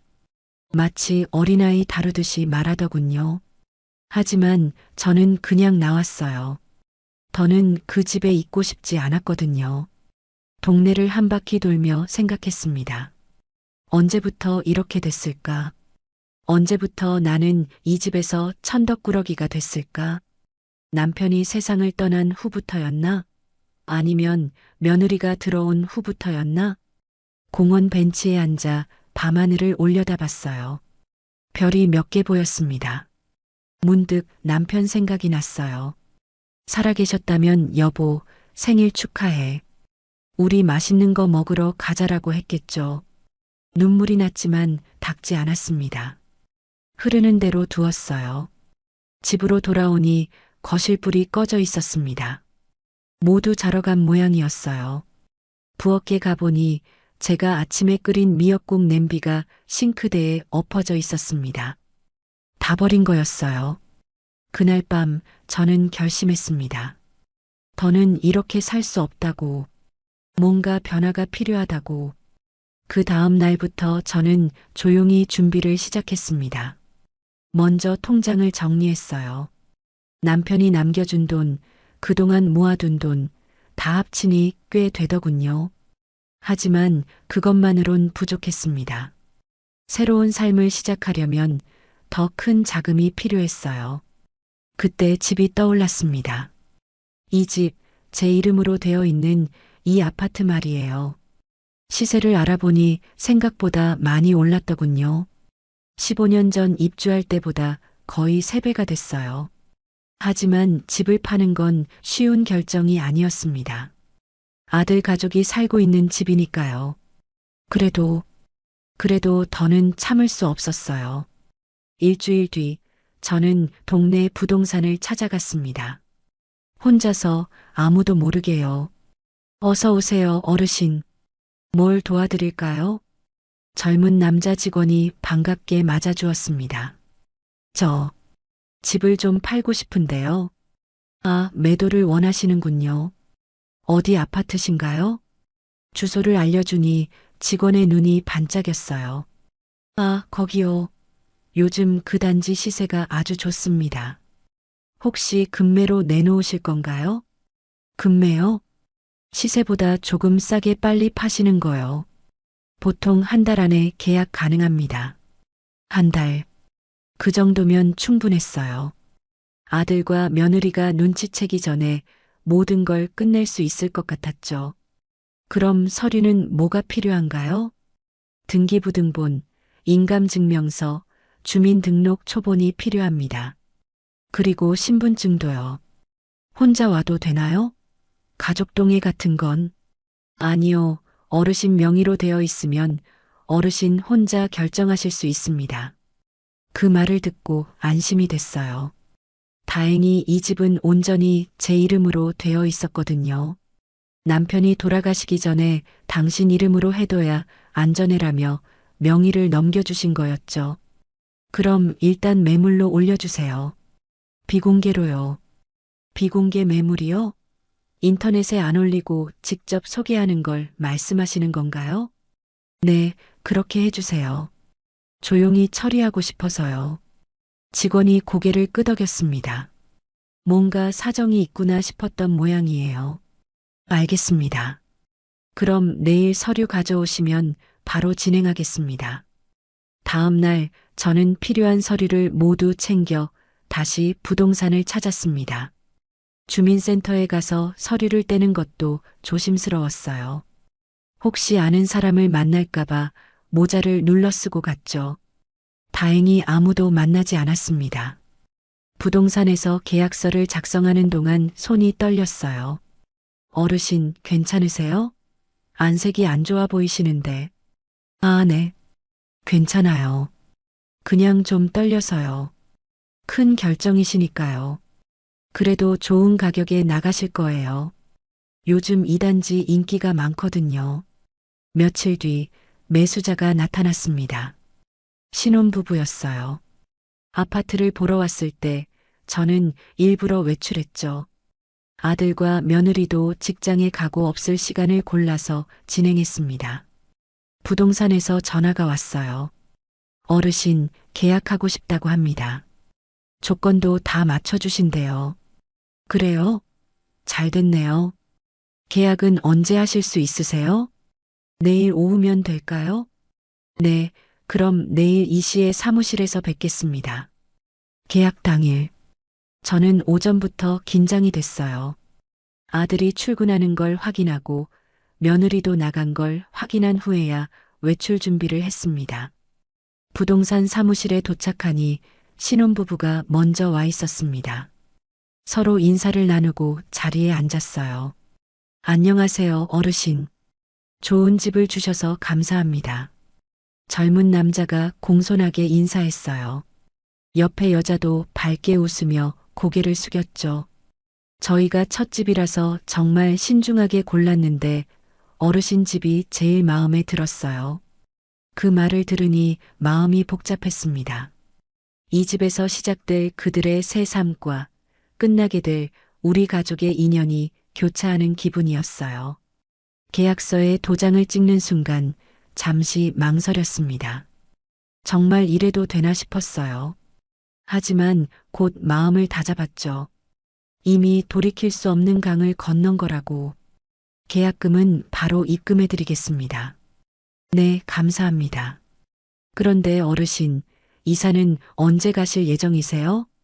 한 달 후에 나가기로 했잖아요. 그때 맞춰서 나가겠습니다. 사실 어디로 갈지는 아직 정하지 못했어요. 하지만 그건 나중에 생각해도 될 일이었죠. 집으로 돌아오는 길, 발걸음이 무거웠습니다. 이제 한 달 후면 이 집을 떠나야 한다는 게 실감이 났어요. 15년 동안 살았던 집, 남편과의 추억도, 아들을 키운 기억도 있는 집. 하지만 이제는 더 이상 제 집이 아니었죠. 마음으로나 서류로나. 현관문을 열고 들어서니 집이 텅 비어 있었습니다. 혼자 있으니 더 쓸쓸하게 느껴졌어요. 거실 소파에 앉아 천장을 바라봤습니다. 이제 정말 끝이구나. 그때 현관문이 열리는 소리가 들렸어요. 며느리가 들어왔습니다. 장을 본 모양인지 양손에 가득 들고 있더군요. 어머님, 집에 계셨네요? 대답 대신 고개만 끄덕였습니다. 며느리는 부엌으로 가서 장본 물건들을 정리하기 시작했어요. 저는 조용히 일어나 방으로 들어갔습니다. 문을 닫고 침대에 앉아 한숨을 내쉬었어요. 이제 며칠 안 남았다는 생각에 가슴이 두근거렸습니다. 두려움인지 기대감인지 모를 감정이 뒤섞여 있었어요. 그런데 그날 저녁 뜻밖의 일이 일어났습니다. 저녁 식사를 마치고 설거지까지 끝낸 며느리가 평소와 달리 거실로 나오더군요.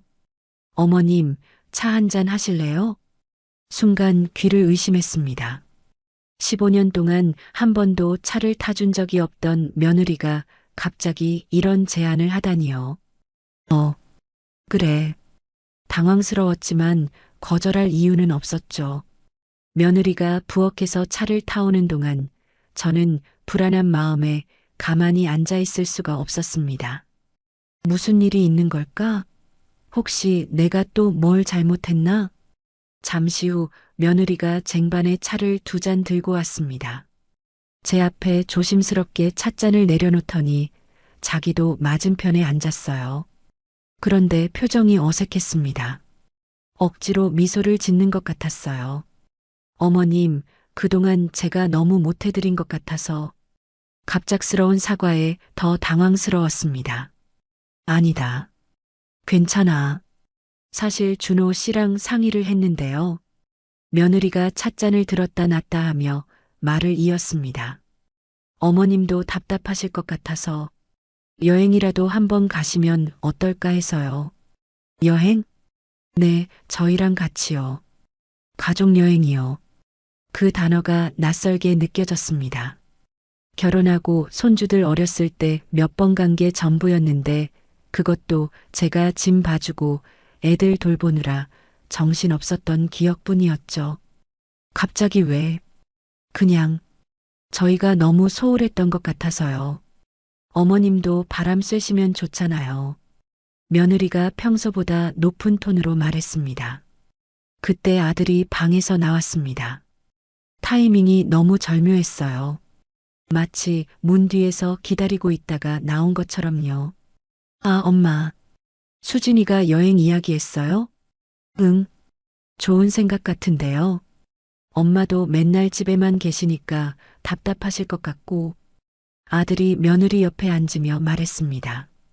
2사람이 번갈아 가며 저를 쳐다봤어요. 무언가를 기대하는 눈빛이었죠. 요즘 어머님이 기운이 없어 보이셔서 걱정이었거든요. 며느리가 갑자기 제 손을 잡았습니다. 이번 주말에 가요. 날씨도 좋대요. 주말? 너희 약속 없어? 다 취소했어요. 어머님이 우선이죠.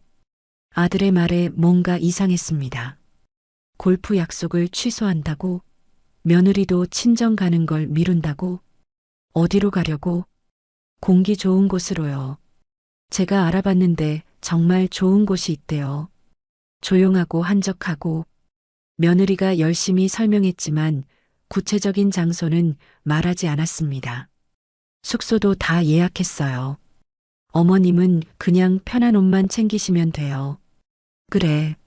뭔가 석연치 않았지만 15년 만에 처음으로 가족이 먼저 제안한 여행이었습니다. 거절할 이유는 없었죠. 아니, 사실 조금은 기대도 됐어요. 혹시 이제라도 관계가 나아질 수 있을까 하는 작은 희망이 생겼거든요. 집 팔았다는 것도 이때 말해야겠네. 여행지에서 조용히 이야기하면 저는 속으로 생각했습니다. 어차피 곧 알게 될 일이니까요. 토요일 아침 저는 작은 가방 하나를 들고 현관에서 기다리고 있었습니다. 오랜만에 여행이라 조금은 설레기도 했죠. 편한 옷차림에 모자까지 썼어요. 어머님, 준비되셨어요? 아들이 차 키를 들고 나왔습니다. 며느리는 조수석에, 저는 뒷좌석에 앉았어요. 어디로 가는데? 아, 경치 좋은 곳이에요. 가시면 마음에 드실 거예요. 1시간, 2시간. 차는 계속 달렸습니다. 고속도로를 벗어나 점점 외진 곳으로 향했어요. 산길을 따라 구불구불 올라가는데 관광지 표지판은 하나도 보이지 않았습니다. 3시간쯤 지났을까요? 차가 큰 건물 앞에 멈췄습니다. 실버타운 요양원. 입구에 큰 간판이 눈에 들어왔습니다. 순간 온몸이 얼어붙는 것 같았어요. 여기가 어디야? 목소리가 떨렸습니다. 어머님, 일단 내리세요. 안에서 설명드릴게요. 며느리가 차 문을 열려 했지만 저는 문을 꽉 잡았습니다. 여행 간다며. 여행 간다고 했잖아. 어머님, 여기도 여행지예요. 며칠만 쉬다 가시면. 거짓말. 날 여기 버리려고 온 거잖아. 제가 소리를 지르자 건물 안에서 직원들이 나왔습니다. 흰 가운을 입은 사람도 있었어요. 김준호님 어머님이시죠? 어서 오세요. 방 준비 다 해놨습니다. 직원의 말에 모든 게 명확해졌습니다. 이미 입소 수소까지 다 해놓은 거였어요. 안 가. 내가 왜 가야 돼? 내 집에서 잘 지내고 있는데. 제가 차 안에서 버티자 직원이 다가와 부드럽게 말했습니다. 어르신, 여기 시설 정말 좋아요. 병원도 있고 프로그램도 다양하고. 필요 없어. 난 내 집에서 살 거야. 니들이 나가. 니들이. 저는 아들과 며느리를 향해 고함을 질렀습니다. 15년 동안 참아왔던 분노가 폭발했어요. 내가 뭘 잘못했어? 밥 해주고, 빨래해주고, 청소해주고. 그것도 모자라. 전기세 아낀다고 에어컨도 안 틀고, 너희 눈치 보느라 부엌도 못 들어가고. 어머님, 진정하세요. 진정은 무슨. 15년이야, 15년. 내가 15년 동안 어떻게 살았는지 알아? 생일날 혼자 방에서 미역국 먹고, 너희 뒷담화 듣고. 점점 더 많은 직원들이 모여들었습니다. 어르신, 일단 진정하시고. 한 직원이 제 팔을 잡으려 했지만 저는 뿌리쳤어요. 만지지 마. 난 여기 안 들어가. 차라리 길거리에서 자겠어. 엄마, 제발. 아들이 애원했지만 소용없었습니다. 엄마라고 부르지 마. 엄마를 요양원에 버리는 게 자식이야? 상황은 점점 악화됐습니다. 다른 입소자들도 나와서 구경하기 시작했어요. 아이고, 저 할머니 불쌍하네. 자식이 버리나 봐. 수군거리는 소리가 들렸습니다. 며느리의 얼굴이 빨개졌어요. 여보, 그냥 가자. 오늘은 안 되겠어. 결국 아들이 포기했습니다. 직원에게 사과하고는 다시 시동을 걸었어요. 다음에 다시 오겠습니다. 네, 언제든지 연락 주세요. 차가 요양원을 빠져나왔습니다.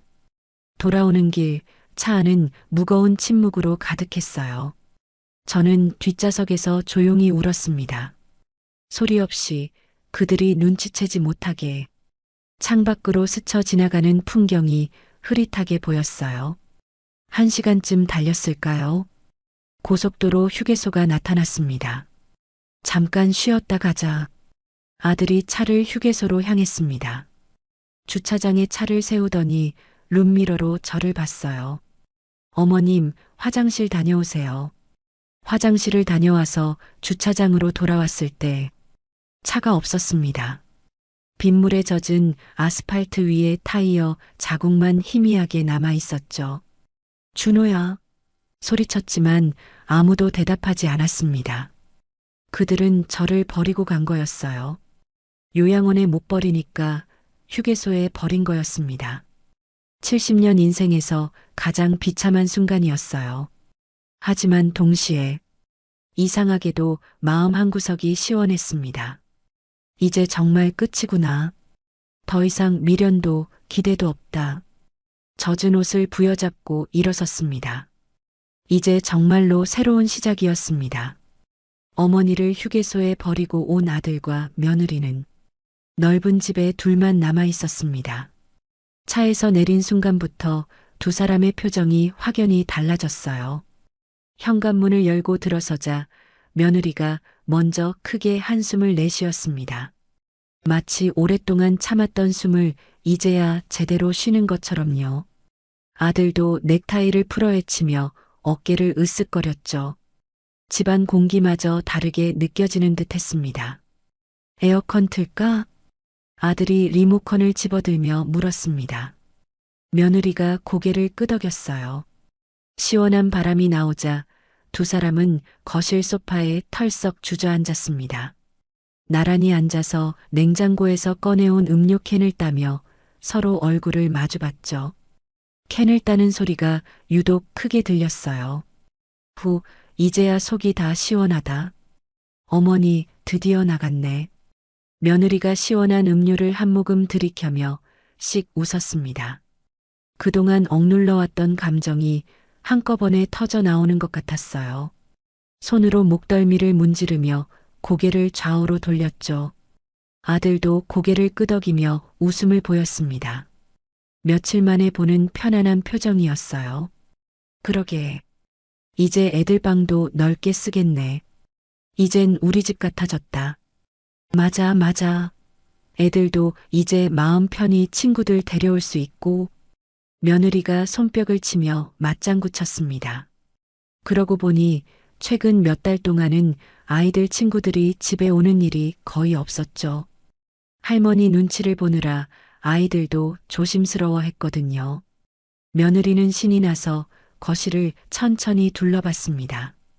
마치 처음 이 집을 보는 것처럼 새로운 눈으로 바라보고 있었어요. 이제 커튼도 새 걸로 바꿔야겠다. 소파도 하나 드리고, 벽지도 다시 하고 싶다. 드디어 사람 사는 집처럼 꾸밀 수 있잖아. 벌써부터 인테리어 계획이 머릿속에 그려지는 모양이었습니다. 일어나서 벽을 만져보기도 하고 창가로 가서 커튼을 만져보기도 했어요. 그동안 어머니 취향에 맞춰 꾸며놨던 집안이 이제야 자신의 것이 된 기분인 듯 했죠. 주말에 가구 매장이라도 둘러볼까? 그리고 애들 방 책상도 바꿔주고 싶었는데. 좋지, 좋아. 이제 마음대로 할 수 있으니까. 두 사람은 마치 신혼부부가 첫 집을 꾸미는 것처럼 들떠 있었습니다. 하지만 문득 며느리의 표정이 약간 어두워졌어요. 뭔가 걱정스러운 일이 떠오른 듯 했죠.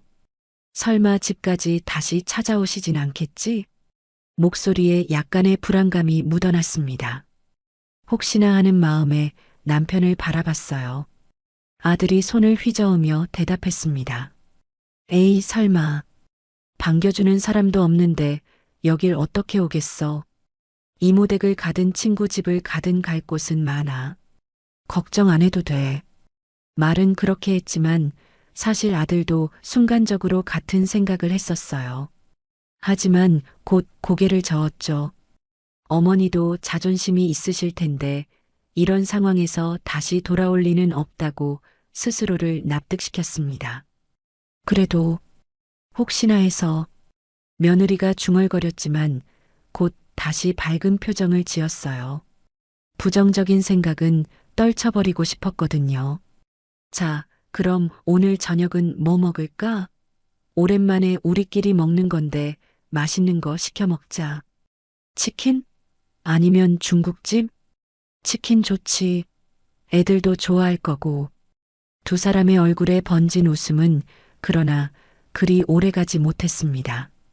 현관 쪽에서 딸깍하는 소리가 들렸거든요. 열쇠 소리였습니다. 두 사람은 동시에 몸을 경직시키며 현관 쪽을 바라봤어요. 설마, 정말 설마 하는 마음이 들었죠. 하지만 곧 아이들 목소리가 들려왔습니다. 엄마, 아빠 왔어요. 할머니는 어디 계세요? 큰아이가 거실로 뛰어들어오며 물었어요. 평소 같으면 할머니가 현관에서 신발을 정리해 주시곤 했는데 오늘은 보이지 않으니 궁금했던 모양입니다. 며느리와 아들이 잠깐 눈을 마주쳤습니다. 아이들에게 뭐라고 설명해야 할지 순간 당황스러웠어요. 준비된 대답이 있었지만 막상 아이들 앞에서는 말이 쉽게 나오지 않았습니다. 할머니는 친척 집에 놀러 가셨단다. 아들이 어색하게 대답했습니다. 아이들은 그래요? 하며 별다른 의심 없이 자신들 방으로 들어갔어요. 그런데 그날 오후 아이들이 학교에서 돌아오기 전이었습니다. 며느리가 거실에서 빨래를 개고 있는데 현관벨이 울렸어요. 택배 왔나? 며느리가 중얼거리며 성큼 현관으로 다가갔습니다.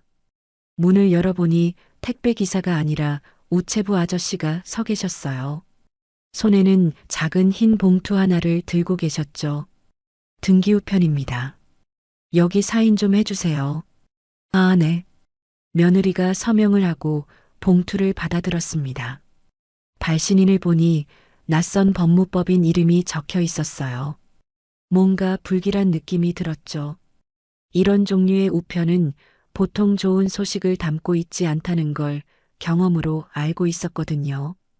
거실로 돌아와 소파에 앉은 며느리는 한동안 봉투만 바라봤습니다. 마침 현관문이 열리는 소리가 들렸습니다.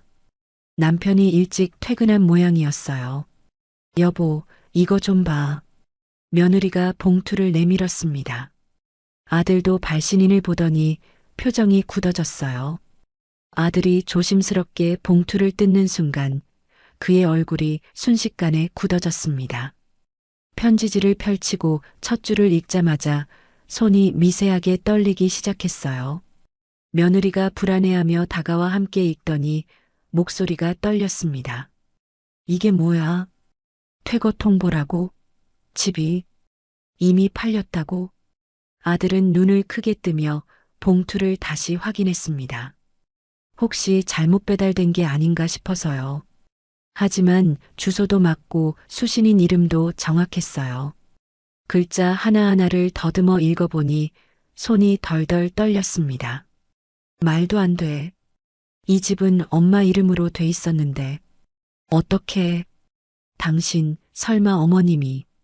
며느리의 목소리가 점점 작아졌습니다. 얼굴에서 피기가 사라지고 입술이 바짝 말라갔어요. 갑자기 무릎에 힘이 빠지는 느낌이었죠. 어머님이 어떻게 눈치채고 벌써 이렇게.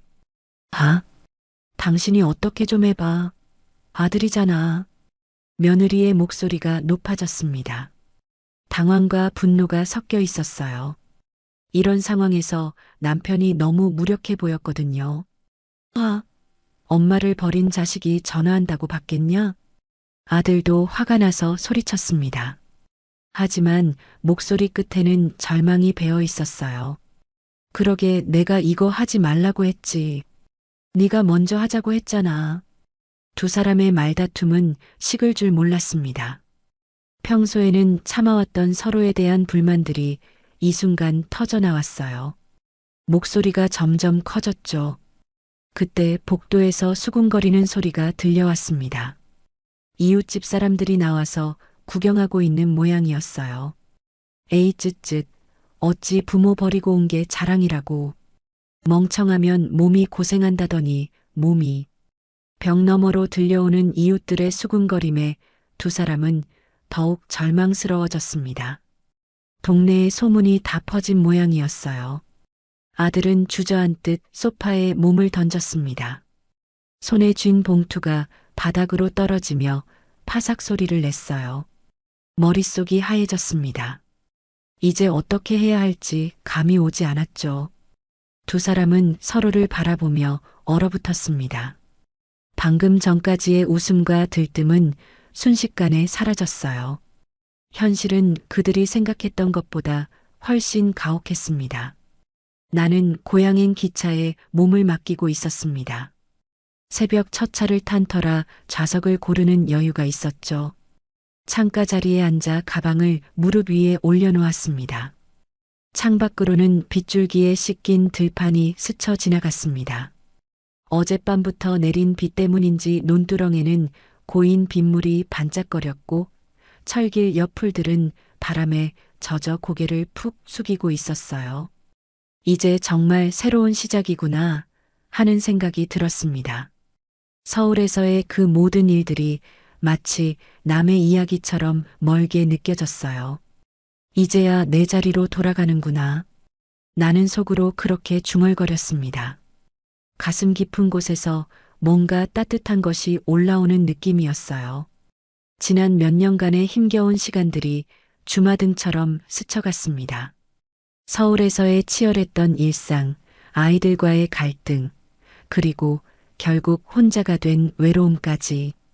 기차가 고향역에 도착했을 때는 비가 그쳤습니다. 논밭에서 오는 흙냄새와 멀리서 들려오는 닭 우는 소리까지 모든 것이 그대로였습니다. 역사 앞 느티나무도 작은 구멍가게도 심지어 버스 정류장의 낡은 벤치까지도 기억 속 그 모습 그대로 남아 있었어요. 먼저 나타난 건 초등학교 때부터 친했던 영수였어요.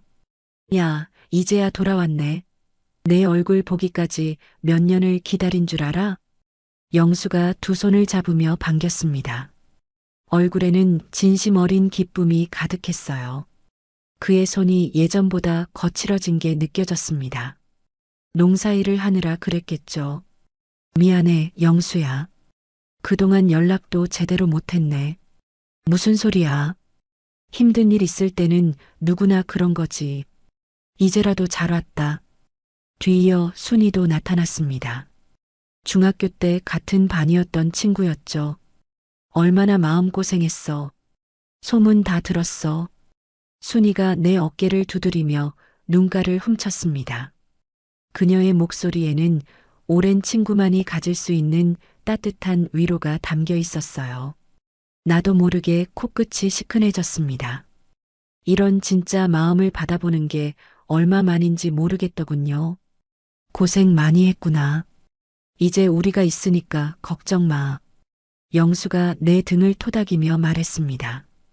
그 순간 정말로 집에 돌아온 것 같은 안도감이 밀려왔어요. 서울에서는 느낄 수 없었던 그런 마음의 평안 말입니다. 대문 앞에 서니 가슴이 두근거렸습니다. 열쇠를 꺼내 문을 열려는데 이미 문이 열려 있었어요. 순간 놀라서 뒤로 물러섰죠. 깜짝이야. 안에서 동네 사람들이 우르르 나왔습니다. 모두들 활짝 웃고 있었어요. 서프라이즈. 혼자 오면 얼마나 썰렁하겠어. 우리가 미리 와서 청소 다 해놨어. 집 안으로 들어가 보니 정말 깨끗했어요. 먼지 하나 없이 반짝반짝 빛나고 있었죠. 창문도 다 닫고 장판도 새로 깔았어. 보일러도 점검했고 영수가 이것저것 설명해 주었습니다. 부엌에는 새 그릇들이 가지런히 정리되어 있었고 냉장고에는 반찬통들이 가득했어요. 이건 뭐야? 제가 놀라서 냉장고를 열어보니 김치, 나물, 장아찌, 젓갈까지 온갖 반찬이 들어 있었습니다. 동네 사람들이 하나씩 가져왔어. 혼자 사는데 반찬 걱정은 하지 마. 이웃집 아주머니가 수줍게 웃으며 말했어요. 정말 이렇게까지 해주다니. 눈물이 났습니다. 서울에서는 15년을 살아도 이런 정을 받아본 적이 없었는데 고향에 돌아오자마자 이런 환대를 받다니요. 울지 마, 울지 마. 이제 우리랑 오래오래 살아야지. 순이가 제 등을 토닥이며 위로했어요. 거실로 들어가니 작은 소파와 TV 그리고 예쁜 화분들이 놓여 있었습니다. 벽에는 액자도 몇 개 걸려 있었어요. 모두 친구들이 가져다 놓은 것들이었죠. 이 소파는 우리 집에서 안 쓰던 건데 멀쩡해서 가져왔어. TV는 중고로 싸게 구해줬고 화분은 우리 엄마가 키우던 거야. 집이 화사해지라고. 하나하나 설명을 들으니 더욱 고마웠습니다. 돈으로 살 수 없는 진심이 담겨 있었거든요. 방으로 들어가니 침대와 옷장, 화장대까지 갖춰져 있었어요. 침구류도 새 것이었죠. 이건 너무 과한데. 뭐가 과해? 우리가 얼마나 기다렸는데. 내가 돌아오기를. 영수의 말에 또 눈물이 났습니다. 그날 저녁 마당에서 작은 집들이를 했어요. 숯불을 피우고 삼겹살을 구웠습니다. 동네 사람들이 또 음식을 잔뜩 가져왔어요. 파전, 김치전, 막걸리, 소주. 작은 마당이 잔치 분위기로 가득 찼죠. 건배. 우리 친구가 돌아온 걸 축하하며 다 함께 잔을 들었습니다. 막걸리 잔이 부딪히는 소리가 정겹게 울렸어요. 이제 외롭지 않을 거야. 우리가 있잖아. 맞아. 서울 사람들이 뭐가 그리 대단하다고. 정이 없어서 문제지. 다들 한마디씩 하며 위로해 주었습니다.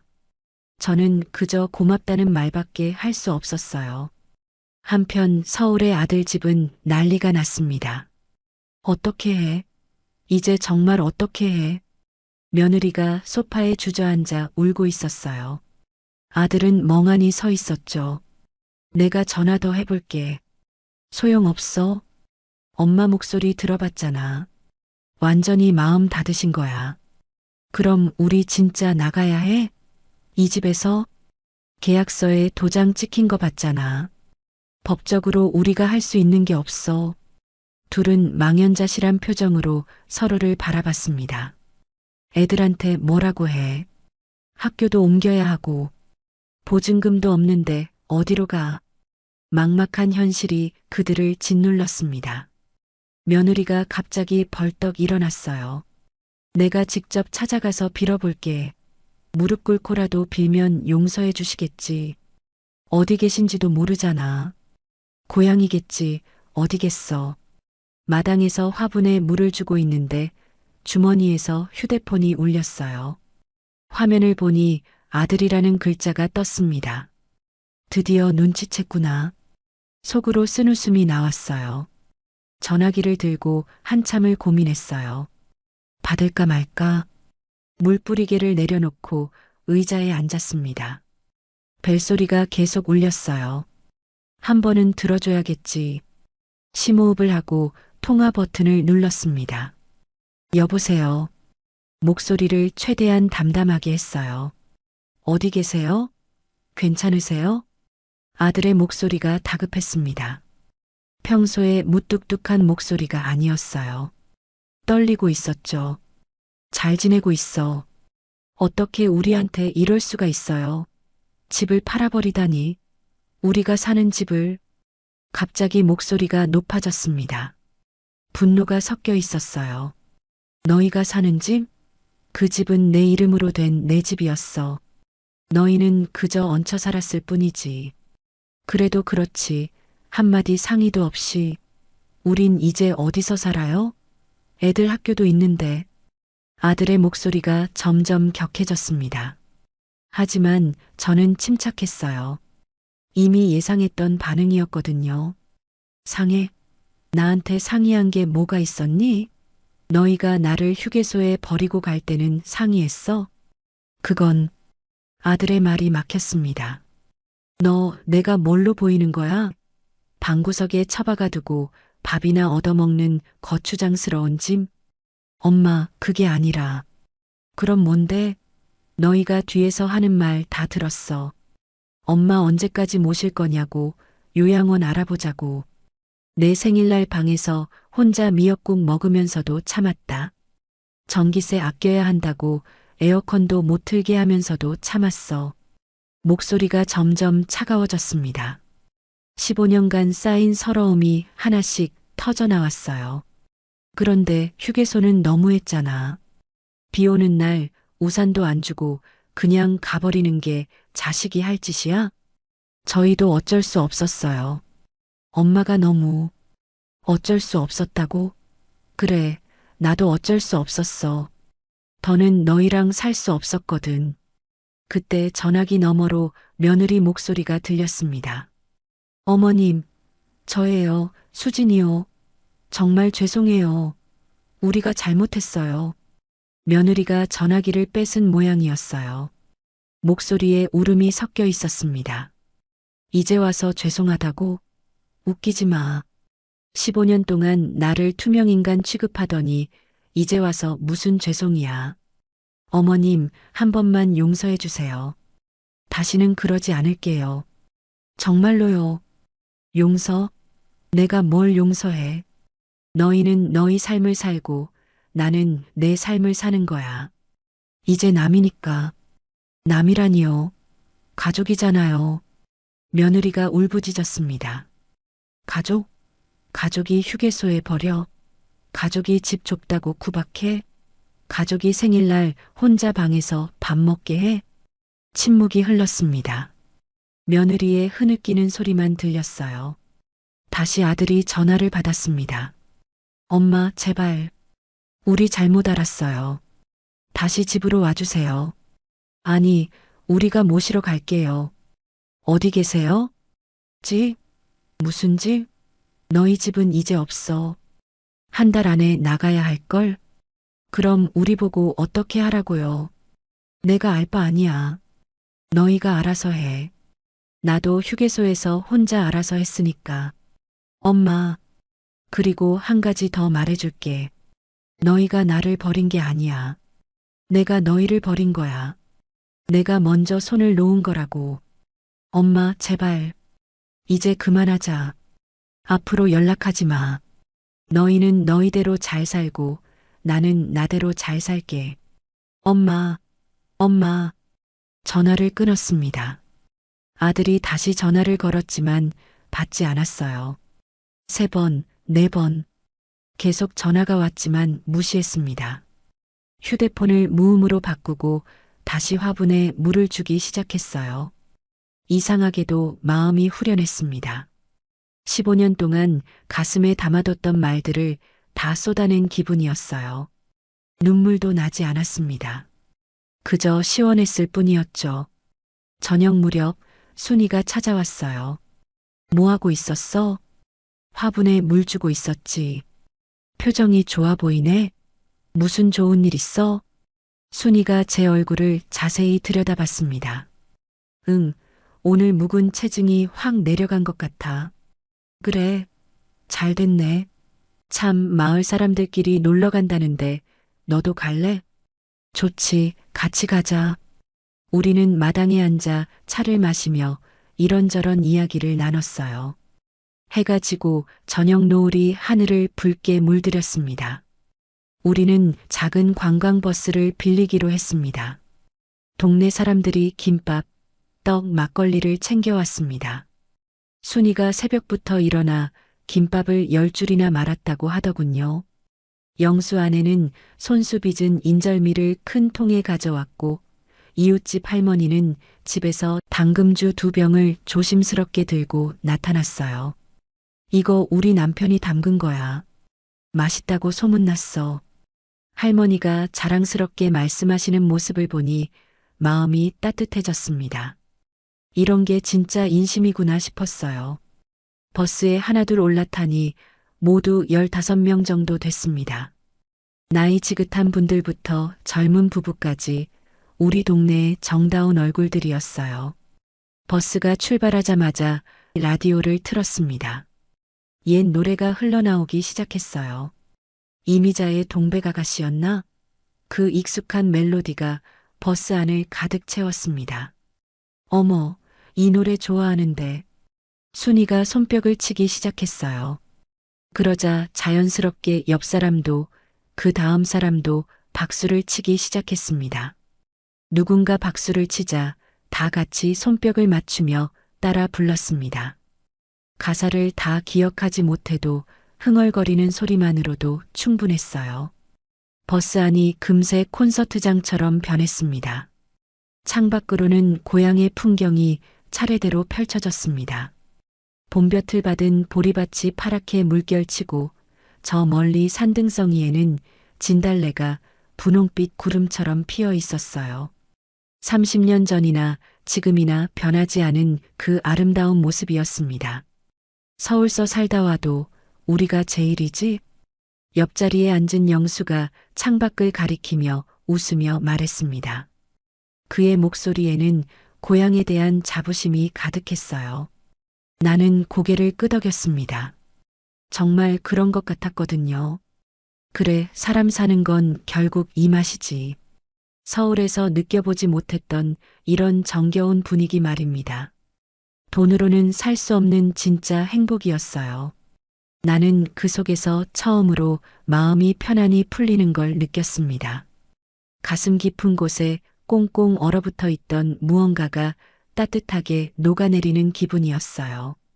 이런 느낌이 얼마만인지 모르겠더군요.